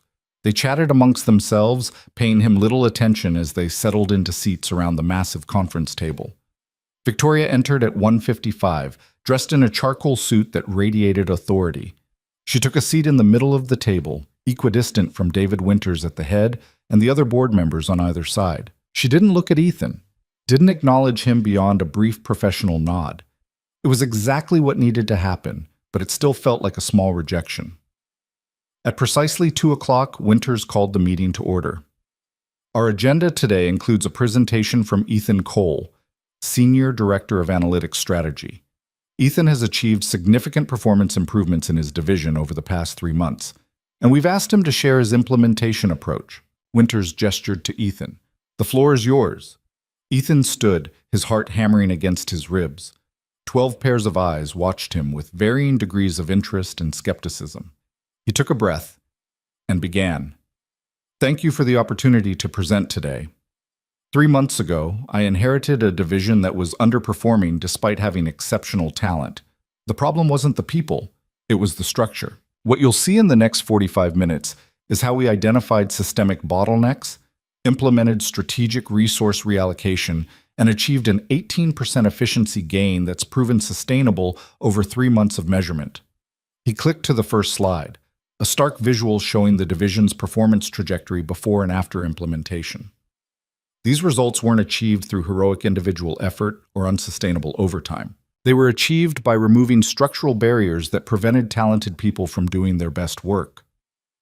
For the next 30 minutes, Ethan walked through his analysis with clarity and precision. He showed the data that had revealed workflow bottlenecks, explained the resource reallocation strategy, demonstrated the phased implementation that had minimized disruption while maximizing impact. He didn't hide behind jargon or try to oversell the results. He presented the truth. Good work built on sound analysis and executed with his team's commitment. The board members listened attentively, a few taking notes. Then came the questions. An investor named Patricia Holt went first. These efficiency gains are impressive, but how do you know they're sustainable? 3 months is a short measurement period. Ethan had anticipated this. You're absolutely right that 3 months doesn't prove long-term sustainability. That's why we built in quarterly review checkpoints and adjustment mechanisms. If performance begins to decline, we have triggers that will alert us early enough to make corrections. He pulled up a slide showing the monitoring framework. We're not assuming success. We're measuring it continuously and remaining prepared to adapt. Another board member, Thomas Chen, raised his hand. Your resource reallocation reduced budget to several departments, including strategy. How did you get buy-in from directors who were losing resources? I presented data showing that the overall organizational benefit outweighed departmental costs. Some directors were convinced by the analysis. Others required more persuasion and compromise. Ethan met Chen's eyes directly. Full transparency. It wasn't universally popular, but it was the right decision based on data, and the results have validated that choice. Victoria spoke for the first time, her voice cool and professional. Mr. Cole, you mentioned that the principles of your approach could be scaled to other divisions. Can you provide a concrete example of how that would work? This was the question Ethan had spent 2 days preparing for, thanks to Rachel's advice. Absolutely. I've developed a preliminary implementation roadmap for the operations division. He clicked to a new slide showing detailed analysis. Operations faces different challenges than analytics, but the core principles apply. Identify structural bottlenecks, reallocate resources to highest impact areas, implement in phases to minimize disruption. He walked through the example, showing specific bottlenecks in operations workflows and how targeted reallocation could address them. Victoria's expression remained neutral, but she followed up. This roadmap requires cross-departmental coordination and would impact multiple directors' authority. How would you navigate the political complexity of that implementation? It was a trap question. If he suggested top-down mandates, he'd seem naive about organizational dynamics. If he suggested consensus building, he'd seem weak. Ethan chose honesty. I wouldn't attempt it alone. This level of organizational change requires executive sponsorship and clear authority. I'd present the analysis, make recommendations, and then support whoever has the authority to drive implementation. Whether that's the COO, the CEO, or a cross-functional team with board backing. He paused. My expertise is identifying problems and designing solutions. Navigating executive politics is above my current role, and I'm smart enough to know my limitations. A few board members smiled at that.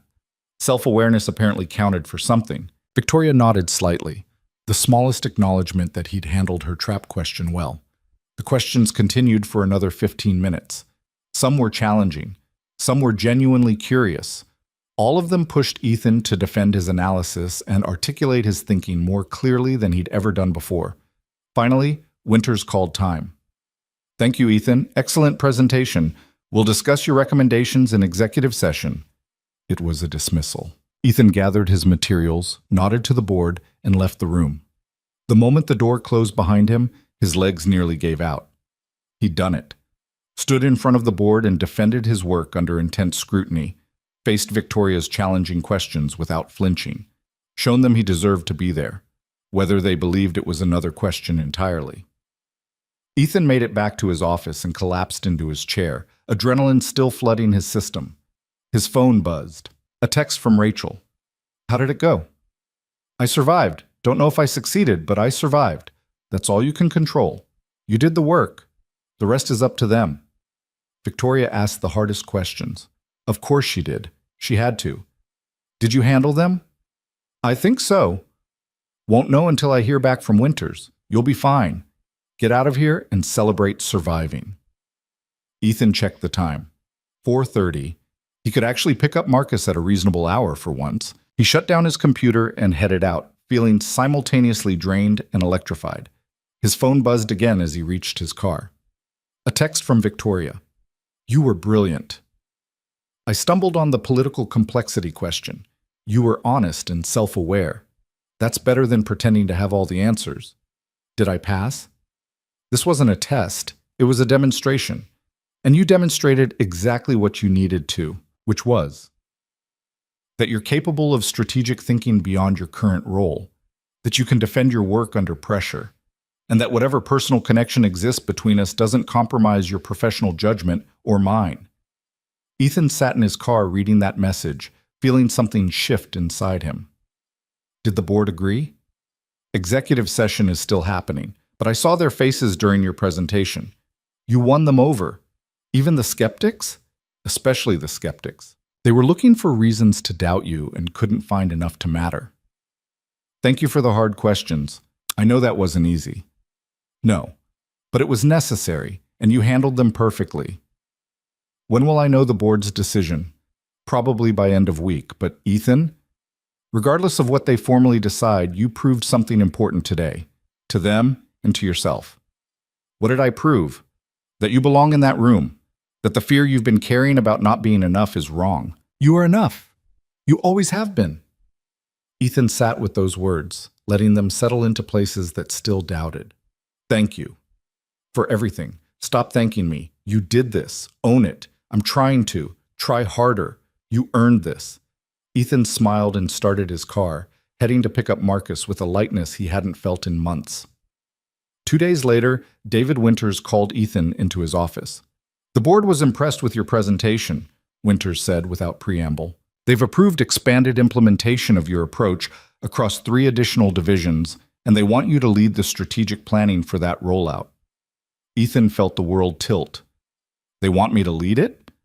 You demonstrated vision beyond your current scope. They want to see if you can execute at that level. Winters handed him another folder. This comes with another promotion, Vice President of Strategic Operations. You'd be working directly with division heads across the company to implement efficiency improvements. Vice President. Ethan could barely process it. That's a significant leap, also a significant risk. You'd be more visible than ever, with even less margin for error. Winters studied him. Can you handle that? Ethan thought about the last 4 months. The scrutiny, the pressure, the constant awareness of people waiting for him to fail. He thought about Victoria's words, about belonging, about being enough. He thought about Marcus's observation that he wasn't hiding anymore. Yes, Ethan said firmly. I can handle it. Good. The promotion is effective immediately. We'll announce it Monday. Winters stood, extending his hand. Congratulations, Ethan. You've earned this. Walking back to his office, Ethan felt like he was floating. Vice President, leading strategy across multiple divisions. The kind of role he'd never imagined reaching, now within his grasp because he'd been brave enough to take the first risk. He should call Rachel, should share the news with his team. Instead, he pulled out his phone and texted Victoria. VP of Strategic Operations, effective immediately. Her response came quickly. I know. I recommended it during executive session. You did? Your presentation showed you're ready for broader scope. I simply made sure the board understood that. Thank you doesn't seem sufficient. Then don't thank me. Just keep being exceptional. This changes things. Between us. How? I'm no longer in your division, no longer in your reporting structure at all.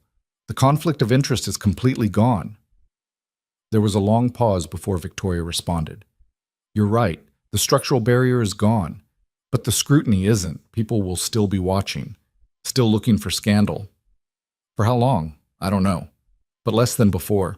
This promotion proves you succeeded on merit. Every day the narrative shifts a little more in your favor. How much longer do we wait? Until we're both certain that whatever happens between us is because we choose it, not because circumstances finally allow it. What if I'm already certain? Then you wait until I am too. Because this deserves to be built on equal ground, not on one person waiting for the other to catch up. Ethan read those words carefully, hearing the truth beneath them. You're not certain yet.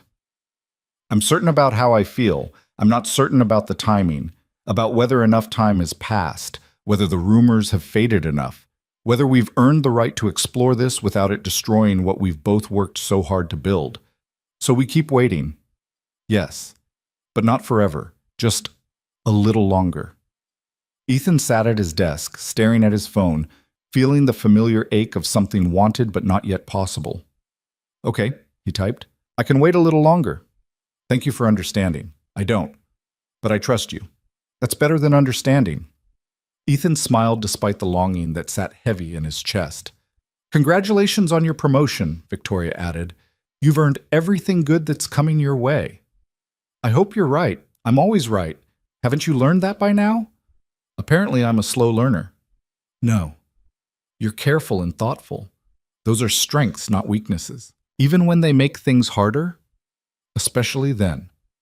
The conversation ended, but Ethan sat there feeling the weight of patience and promise tangled together. He was vice president now, had climbed higher and faster than he'd ever imagined possible, But the thing he wanted most, the connection with Victoria that had started all of this, remained just out of reach. Still, for the first time, Ethan believed it might actually be possible. Not today, not tomorrow, but someday. And maybe, just maybe, someday was closer than it had ever been before. The announcement went out Monday morning in a company-wide email from David Winters. Ethan Cole had been promoted to Vice President of Strategic Operations, effective immediately. The message highlighted his exceptional performance, the measurable results he'd achieved, and the board's confidence in his ability to drive organizational improvement across multiple divisions. Within minutes, Ethan's inbox flooded with congratulations from colleagues, questions from division heads about implementation timelines, and meeting requests from directors who suddenly wanted his expertise. The scrutiny he'd experienced before was nothing compared to this new level of visibility. Rachel stopped by his office mid-morning, carrying 2 cups of coffee.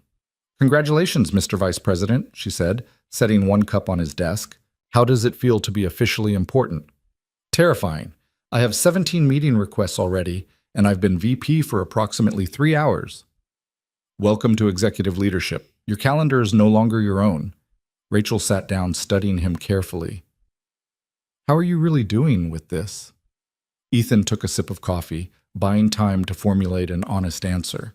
"I keep waiting for someone to realize they made a mistake, that I'm not actually qualified for this role, and the whole thing was some administrative error that's about to be corrected. That's called imposter syndrome. Everyone in leadership has it." "Even Victoria?" Rachel raised an eyebrow at the informal use of Victoria's first name, but didn't comment on it. "Especially people like Victoria Kane. The higher you climb, the more you're aware of everything you don't know." She leaned forward. "But here's the thing. You are qualified. The data proves it. The board believes it. Your team knows it. The only person who still doubts it is you." "That's not reassuring." "It's not supposed to be reassuring. It's supposed to be a wake-up call." Rachel stood. "You've spent your entire career being invisible, Ethan, playing it safe, hiding your competence so nobody would expect too much from you.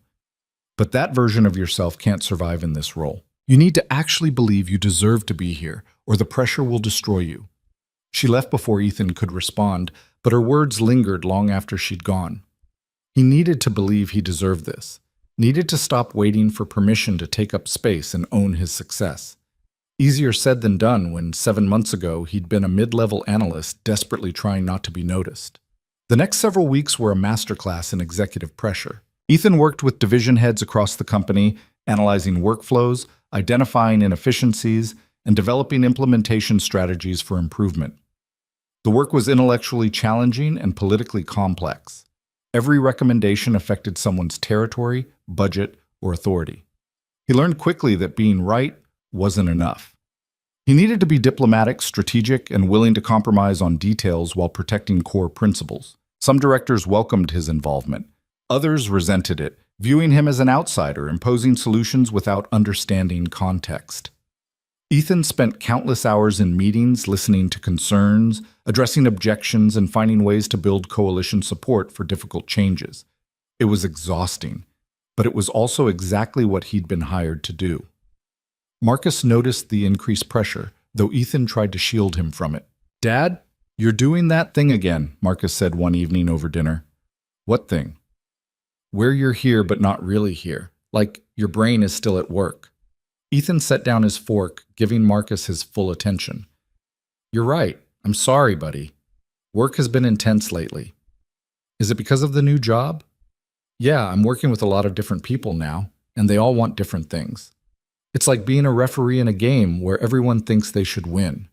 Marcus considered this while chewing his chicken. "That sounds hard."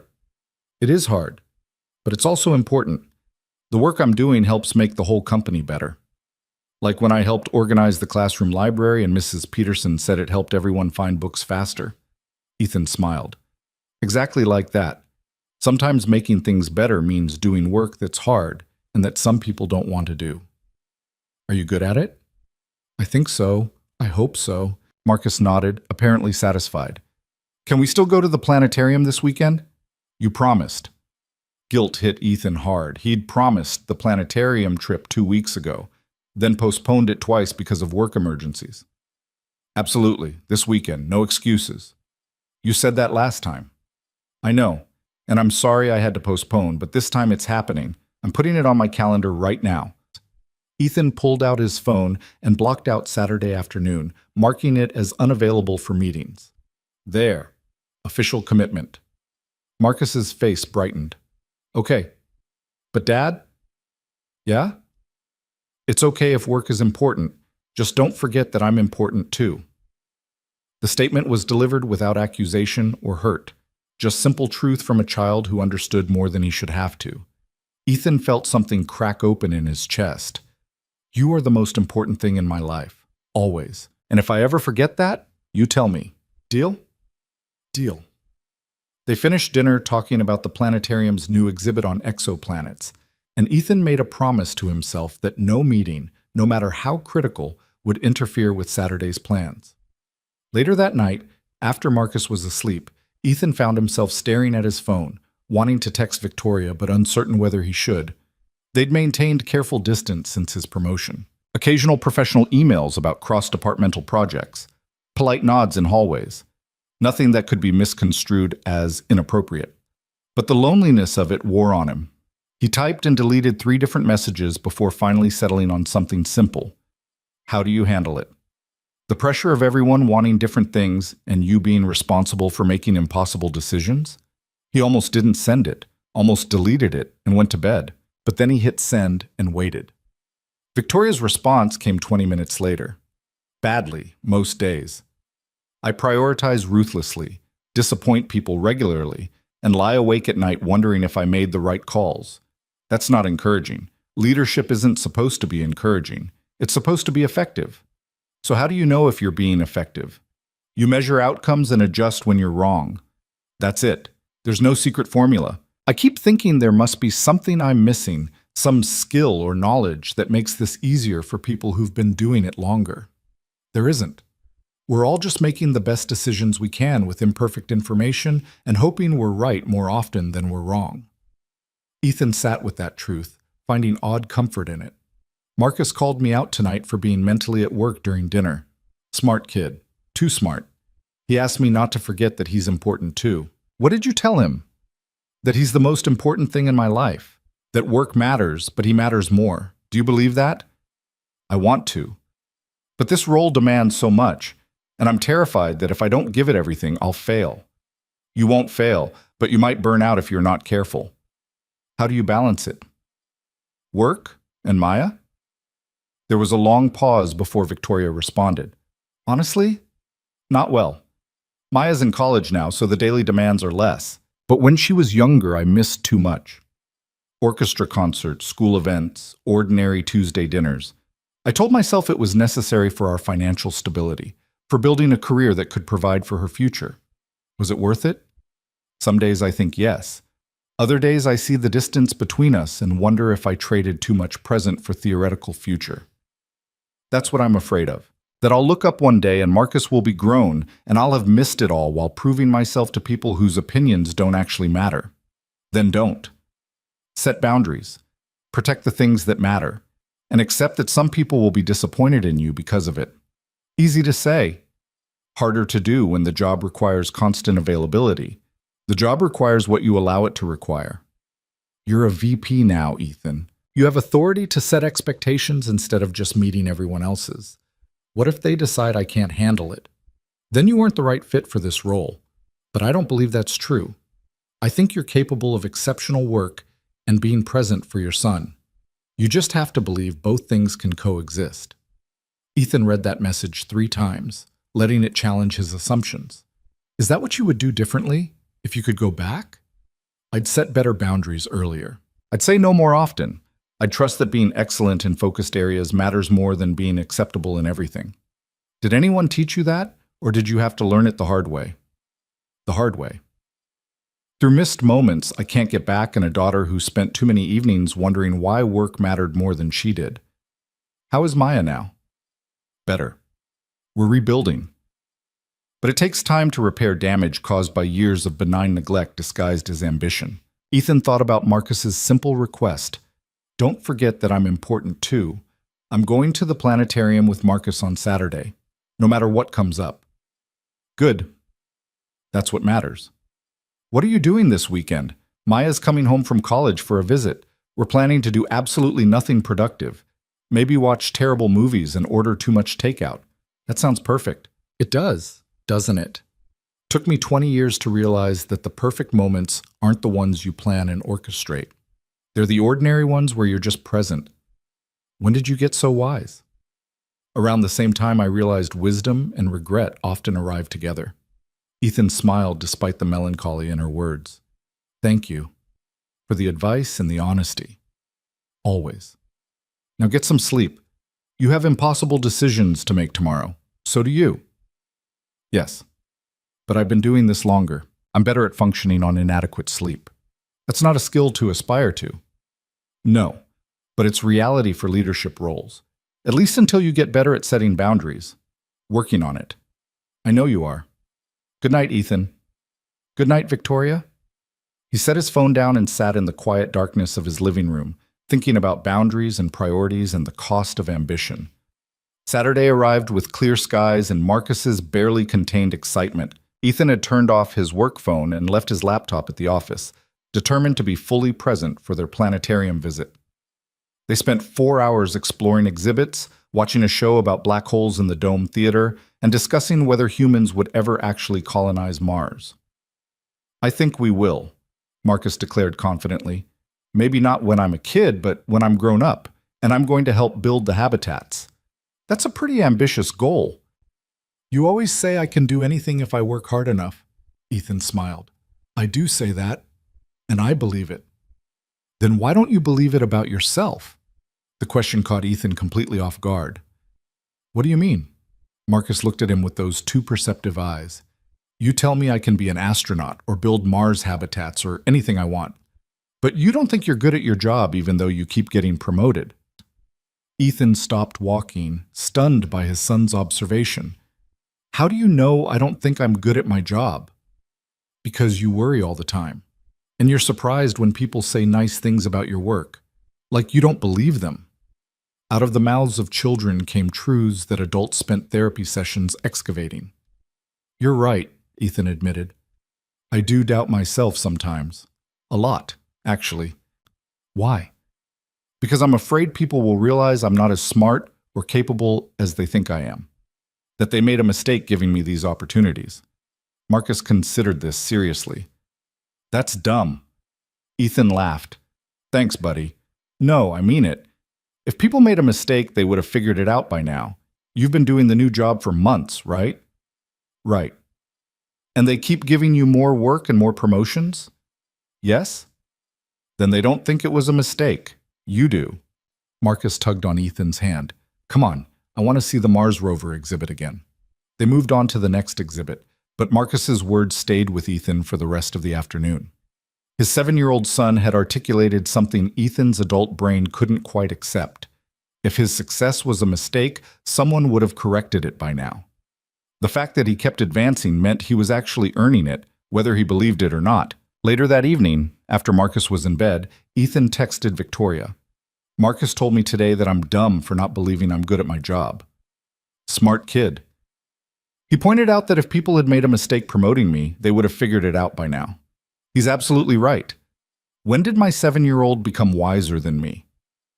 Around the same time you stopped trusting your own competence. Children see clearly because they haven't learned to doubt themselves yet. I want that clarity back. Then practice believing evidence instead of fear. Look at your results. Look at the promotions. Look at the trust people place in you. That's data. Your doubt is just noise. When did you learn to believe evidence over doubt? I'm still learning, but I'm better at it than I used to be. How? By treating my own self-assessment with the same skepticism I'd apply to anyone else's unsubstantiated claims. If a colleague said, I'm terrible at my job, despite consistent, excellent performance, I'd question their judgment, not their work. I try to do the same for myself. That's actually brilliant.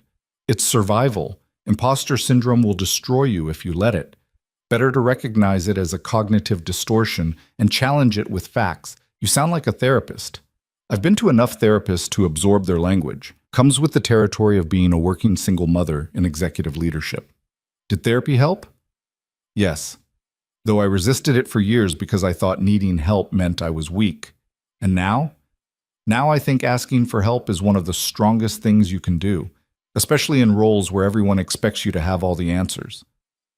Ethan sat with that perspective, feeling something shift in his understanding. Thank you for being honest about the struggle. It helps to know I'm not the only one fighting these battles. You're not. Not even close. Most people in leadership are just better at hiding the doubt. Are you? Good at hiding it? Very. Years of practice. What would happen if you didn't hide it? People would lose confidence in my judgment, question my decisions, look for weakness they could exploit. That sounds exhausting. It is. But it's also the reality of being a woman in executive leadership. The margin for appearing uncertain is much smaller than it is for men. Ethan thought about the different pressures Victoria faced, not just the demands of the role, but the added scrutiny of gender dynamics in corporate leadership. I'm sorry, that's not fair. No. But fairness isn't guaranteed. Only competence and results. Do you ever resent it? The extra burden? Sometimes. But mostly I just focus on being so undeniably good that gender becomes irrelevant to the conversation. Is it working? Some days, yes. Some days, no. But I keep showing up anyway. That's courage. That's stubbornness. I'm too proud to quit. Ethan smiled. How was your weekend with Maya? Good. Really good, actually. We watched 3 terrible rom-coms, ate an unreasonable amount of Chinese food, and talked about her post-graduation plans. What does she want to do? Graduate school for environmental policy. She wants to work on climate change initiatives. That's impressive. She's impressive. Smarter than I was at her age and more certain about what matters. You must be proud. Terrified mostly. The world she's inheriting is complicated and broken in ways my generation created. But yes, also proud. She's lucky to have you as a mother. I'm lucky to have her as a daughter, even when she's furious with me for working too much. Is she? Furious? Less than she used to be. We've both learned to communicate better, to actually talk about expectations and disappointments instead of letting resentment build. That sounds healthy. It's a work in progress, but better than it was. Ethan thought about his own relationship with Marcus, about the foundation they were building together. I want that for Marcus and me. Open communication, mutual respect, the kind of relationship where he can tell me when I'm screwing up. Then model it. Show him that adults make mistakes and admit them. That vulnerability isn't weakness, like what you're doing with Maya. Exactly. It's not perfect, but it's honest. And honest is better than perfect. I'm going to try. Starting with actually believing I deserve the success I've achieved. Good, because you do deserve it. And the sooner you accept that, the more effective you'll be. Evidence over doubt. Evidence over doubt. The conversation ended, but Ethan felt something settle inside him, a quiet determination to trust the data of his success rather than the noise of his fear. The following weeks brought new challenges. Ethan worked with 4 different divisions to implement efficiency improvements, navigating conflicting priorities and resistant directors with increasing confidence. He started setting boundaries, left work at 6 most evenings, turned off his phone during dinner with Marcus, said no to meetings that didn't require his direct involvement. Some colleagues respected the boundaries. Others pushed back, suggesting his unavailability indicated lack of commitment. Ethan held firm. I'm committed to excellent work, he told one director who complained about his unavailability for a 7 p.m. meeting. I'm not committed to performing availability as a substitute for results. If you need my input, schedule during business hours. The director had been surprised, but ultimately accepting, and Ethan felt a small victory in claiming that space. Rachel noticed the change. You're different, she observed during a project review meeting. Different how? More confident, less apologetic. You're owning the role instead of performing it. Is that good? It's excellent. Authentic leadership always outperforms performed leadership. Ethan thought about Victoria's advice, about believing evidence instead of doubt, about the strength of asking for help rather than pretending to have all the answers. He was learning, slowly, imperfectly, but genuinely. 2 months into the VP role, David Winters called Ethan into his office again. Ethan went with significantly less anxiety than previous summons. Whatever Winters wanted to discuss, Ethan trusted his ability to handle it. Ethan, I want to talk about your trajectory here, Winters began. All right, you've exceeded expectations in every role we've given you. The efficiency improvements you've implemented have saved the company significant resources and improved operational performance across multiple divisions. Thank you. The teams have worked hard to execute the changes. The teams have worked hard because you've led them effectively. Winters leaned forward. I'm considering you for the COO position when Michael Torres retires next year. Ethan's mind went blank. Chief Operating Officer, second only to the CEO, responsible for the entire operational infrastructure of the company. That's a significant leap. It is, but your performance suggests you're capable of it. The question is whether you want it. I don't know, Ethan said honestly. That role would require even more time, more pressure, more sacrifice of personal life. I have a son who needs me present, not just financially provided for. Winters nodded approvingly. That's a mature answer. Too many executives chase titles without considering cost. The COO role is demanding. It would require travel, long hours, constant availability. You'd need to be certain the trade-off is worth it. How long do I have to decide? Michael's retirement isn't until next August. That gives you almost a year to consider whether this is the path you want.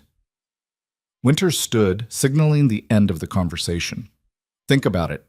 Talk to people you trust, and be honest with yourself about what you're willing to sacrifice and what you're not. Ethan left the office feeling unmoored. COO. A position he'd never imagined reaching. An opportunity that would validate every risk he'd taken and prove definitively that he belonged in executive leadership. But at what cost? He thought about Marcus asking him not to forget that he was important too.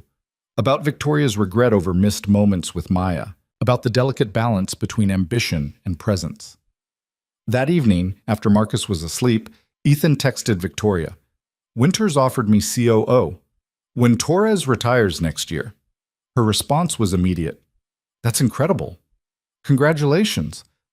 I don't know if I want it. Why not? Because it would require sacrificing even more time with Marcus. More travel, longer hours, constant availability. I'm finally learning to set boundaries, and this role would demolish all of them. So don't take it. Just like that? Turn down COO? If the cost is higher than you're willing to pay, yes. Titles don't matter if you lose everything that makes life meaningful in pursuit of them. Do you think I'm crazy for even considering saying no? I think you're smart for questioning whether the opportunity aligns with your values and priorities. What would you do? I can't answer that. Your life, your values, your choice. But if you were in my position? Hypothetically? There was a long pause before Victoria responded. Honestly, I would have taken it without question 10 years ago. Would have seen it as validation and proof of worth. But now, after years of watching Maya grow up from a distance, after realizing how many moments I traded for titles that ultimately don't matter as much as I thought they would, I don't know. Maybe I'd make a different choice. Do you regret it? The path you chose? Some parts? I'm proud of what I've built professionally, but I'm also aware of what I sacrificed to build it. Whether that trade was worth it depends on which day you ask me. That's not a reassuring answer. No, but it's an honest one. There's no perfect choice, Ethan. Just trade-offs you can live with or ones you can't. How do I know which this is? By imagining your life in 10 years with each choice. With COO, where are you? What does your relationship with Marcus look like? What have you gained and what have you lost? Then imagine saying no, staying in your current role, prioritizing presence over advancement. Same questions. And whichever future I prefer is the right choice. Whichever future you can accept the consequences of is the right choice. Ethan sat with that framework, trying to envision both paths clearly. Can I ask you something personal? Always. If you could go back, knowing what you know now about trade-offs and sacrifice, would you still pursue executive leadership? Or would you choose a different path that left more room for presence? Victoria's response took several minutes. I don't know.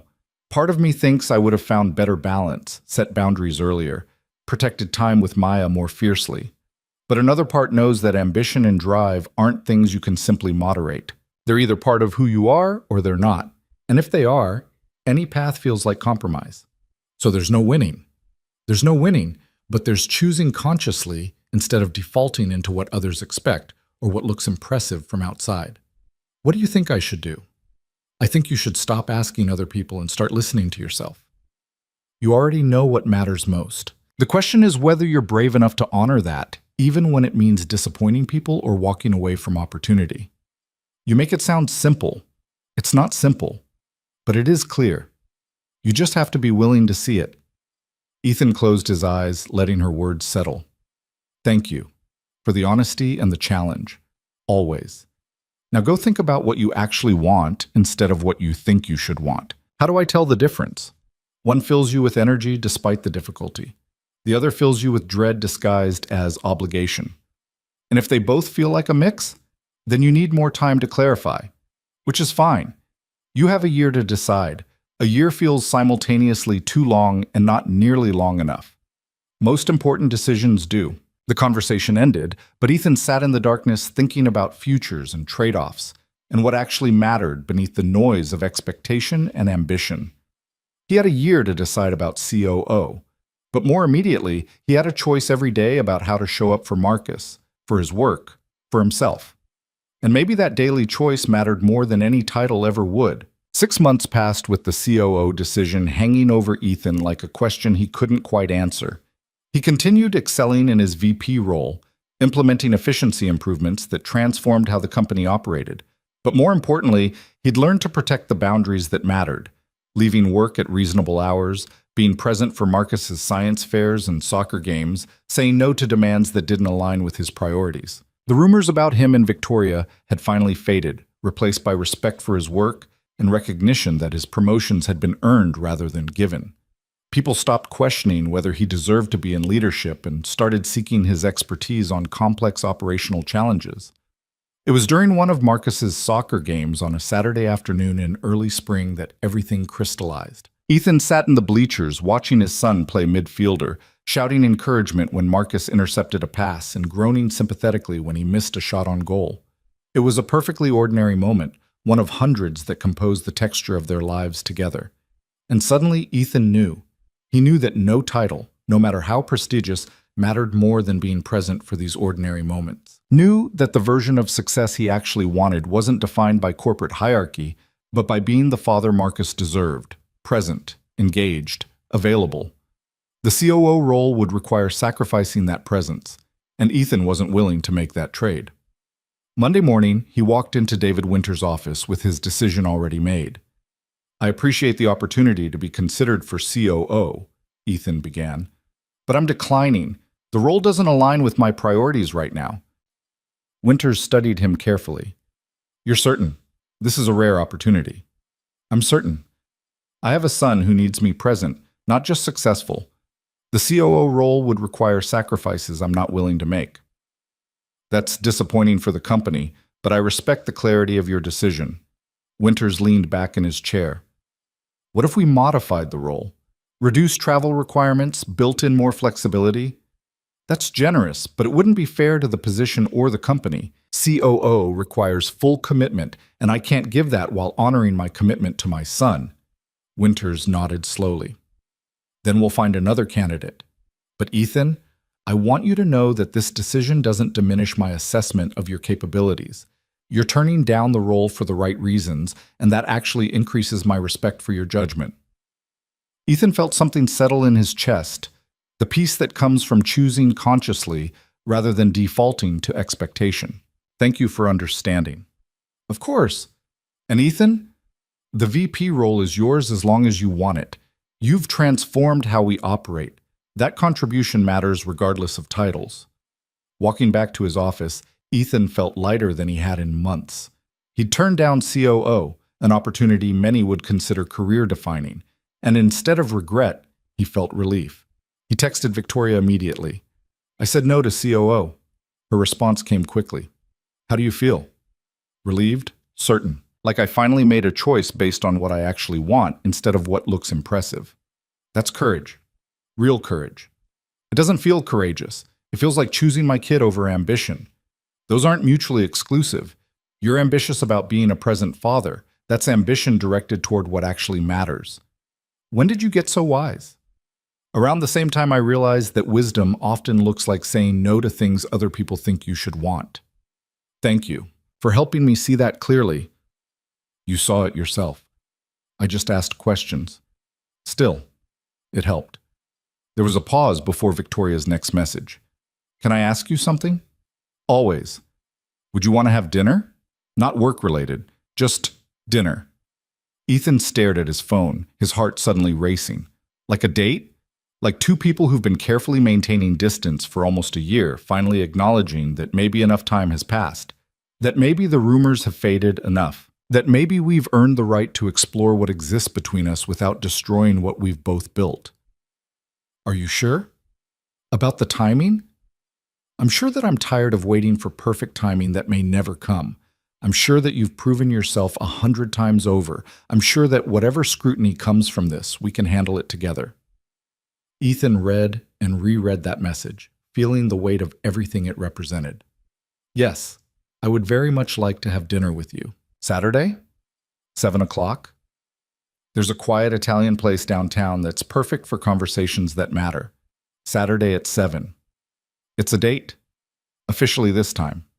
Officially this time. The week leading up to Saturday felt impossibly long. Ethan told Marcus he had dinner plans with a friend, which was technically true even if it understated the significance. Is it the lady from work you talk about sometimes? Marcus asked with the perceptiveness that still surprised Ethan. Victoria. Yes. Is she your girlfriend?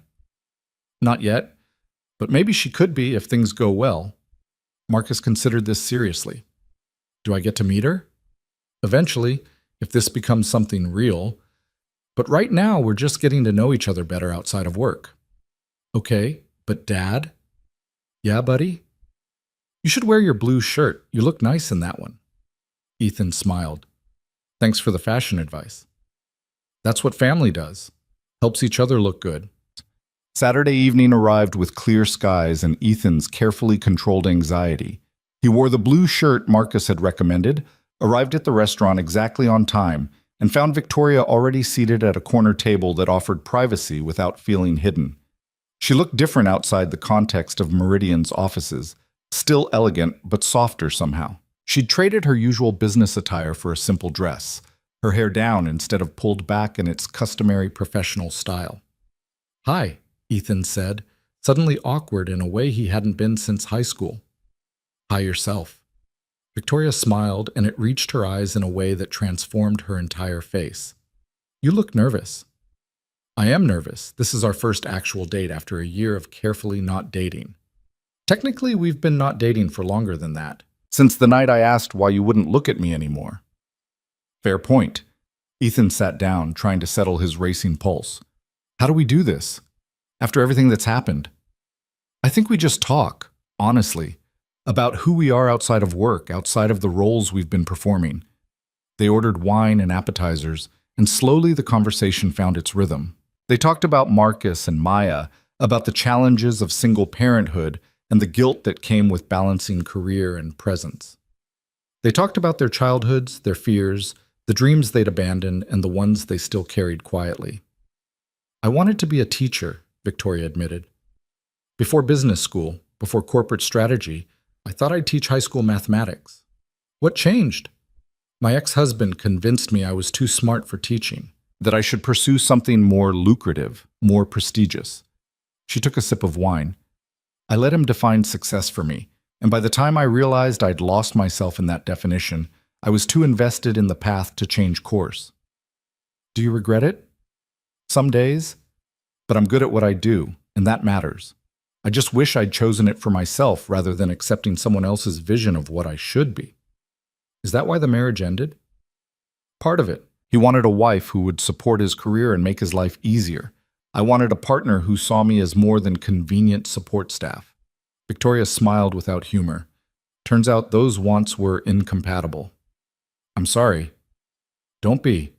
Ending it was the best decision I ever made, even though it meant starting over as a single mother with a toddler and a career that demanded everything I had. Ethan reached across the table, covering her hand with his.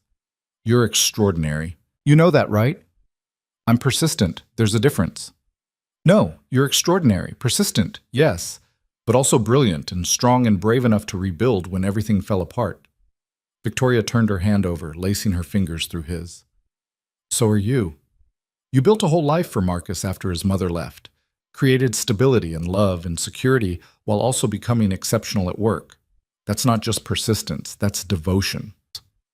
They sat there for a moment, hands intertwined, the weight of recognition passing between them.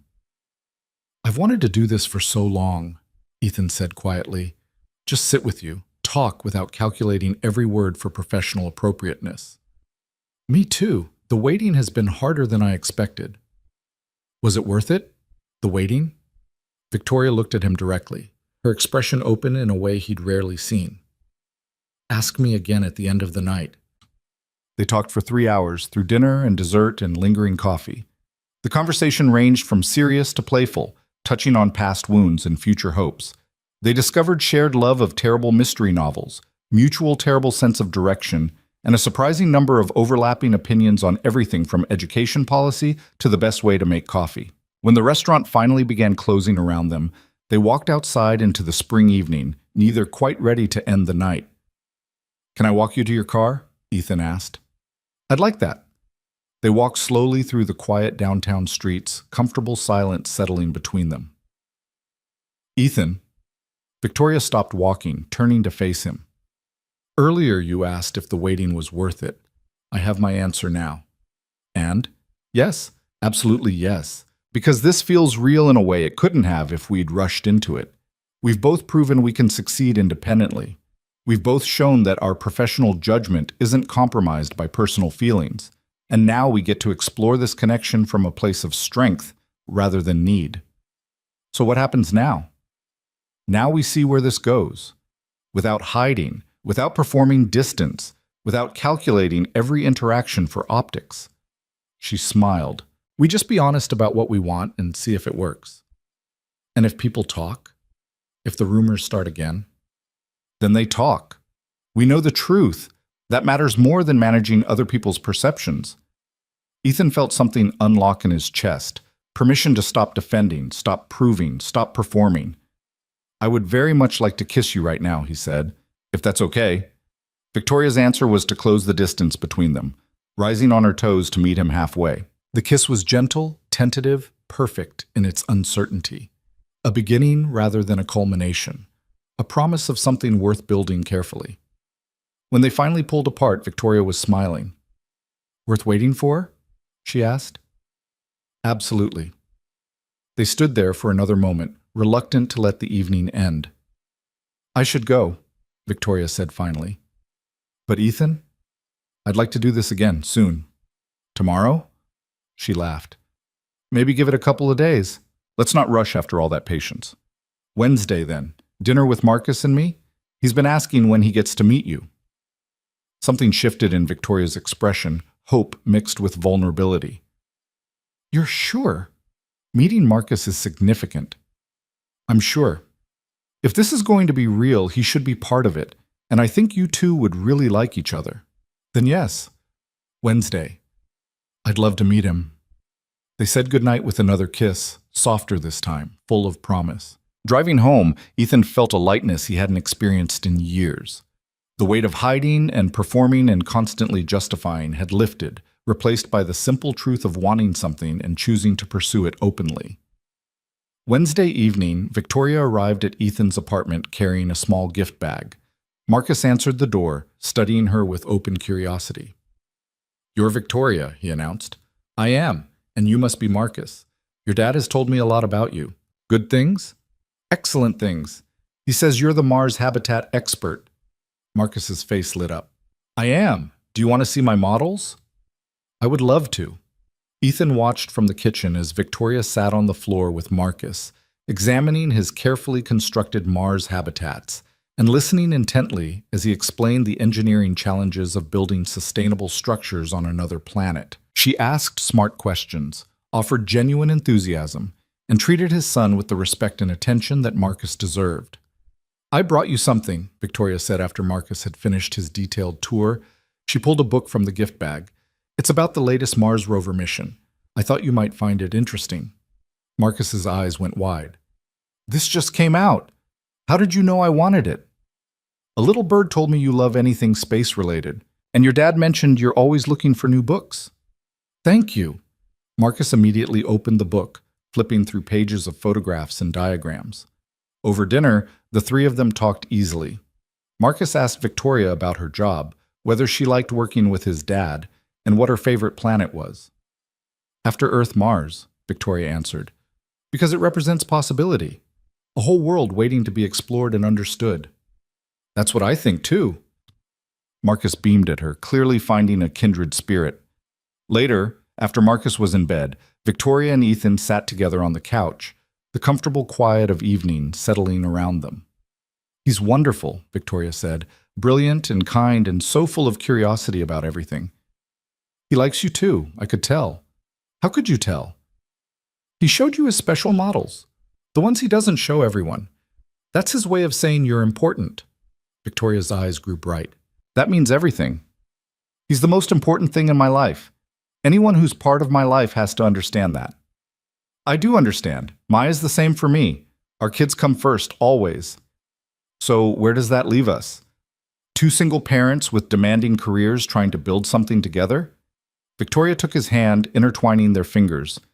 It leaves us being honest about priorities and realistic about time. It leaves us building something at a pace that works for both our families. It leaves us choosing each other while also choosing our kids, because both things can be true.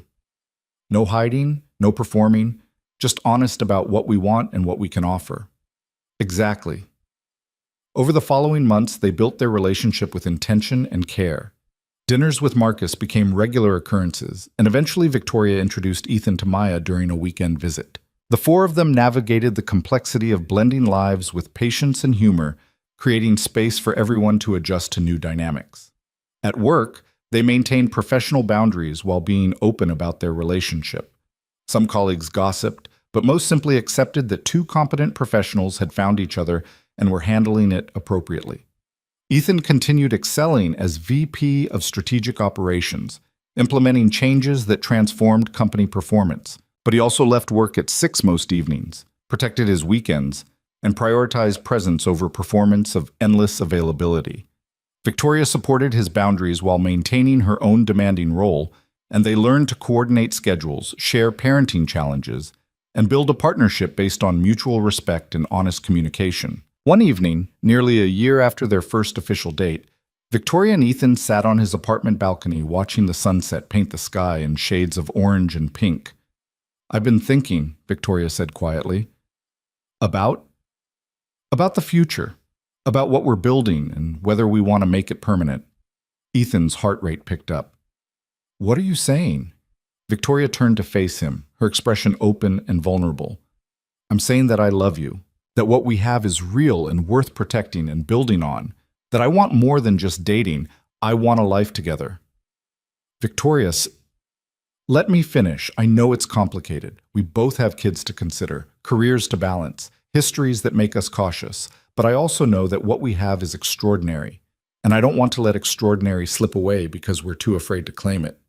Ethan felt everything he'd been carefully protecting suddenly expand into possibility. I love you too, he said. I have for longer than I've admitted, even to myself. And yes, I want a life together. I want Sunday mornings and shared dinners and helping Marcus with homework while you work on presentations. I want all of it. Then let's do it. Let's stop being cautious and start being committed. Are you asking me to marry you? Victoria smiled. I'm saying I'd say yes if you asked me. Ethan laughed, pulled her close, and kissed her thoroughly. Victoria came. Will you marry me? Yes. Absolutely yes. They sat there holding each other as the sun set, two people who'd found connection in the most complicated circumstances and had been brave enough to fight for it. 6 months later, they married in a small ceremony with Marcus and Maya standing beside them, their closest friends and family celebrating a love that had been earned through patience, honesty, and the courage to choose each other despite every obstacle. Ethan never became COO. He stayed in his VP role, excelling at work while maintaining the boundaries that protected his presence for Marcus. Victoria continued as Chief Strategy Officer, still brilliant and demanding, but with better balance between ambition and presence. They bought a house together with enough room for everyone. Marcus's space obsession spreading across his bedroom walls, Maya visiting during college breaks and filling the kitchen with laughter and debate about environmental policy. Years later, when Marcus was in high school preparing his own college applications, he asked Ethan about the choices he'd made. "Did you ever regret it? Turning down that big promotion to spend more time with me?" Ethan thought about that question carefully before answering. "Not once, because the promotion would have given me a title, but being present for you gave me a life worth living, and I'd choose that every single time." "Even though you could have been more successful?" "I am successful. I have work I'm good at, a family I love, and a life built on choices I'm proud of. That's the only success that actually matters." Marcus nodded, processing this wisdom in the thoughtful way he'd inherited from both his father and the woman who'd become his stepmother. "That's what I want too. Success that feels like living, not just achieving." "Then you're already wiser than I was at your age." Victoria joined them on the porch, settling into the chair beside Ethan and taking his hand. "What are we discussing?" "Life choices and success," Marcus answered, "and how Dad chose being present over being impressive." "Smart man," Victoria said, squeezing Ethan's hand. "Took me longer to learn that lesson, but I got there eventually." "We both did," Ethan corrected. "Together." They sat there as evening fell, three people who'd found each other through complicated circumstances and built something extraordinary through honesty, patience, and the courage to choose what actually mattered over what merely looked impressive. Ethan thought back to that night in Victoria's office when she'd asked why he wouldn't look at her anymore. When he'd been forced to admit feelings he'd been desperately trying to hide, when everything had seemed impossible and terrifying. That single question had changed everything. It had forced him to be honest, to take risks, to believe he deserved the success he achieved and the love he found. And now, surrounded by the family they'd built together, Ethan understood that the scariest truths really did lead to the most extraordinary endings. Sometimes you just had to be brave enough to speak them out loud and see where they led. For Ethan and Victoria, they'd led home.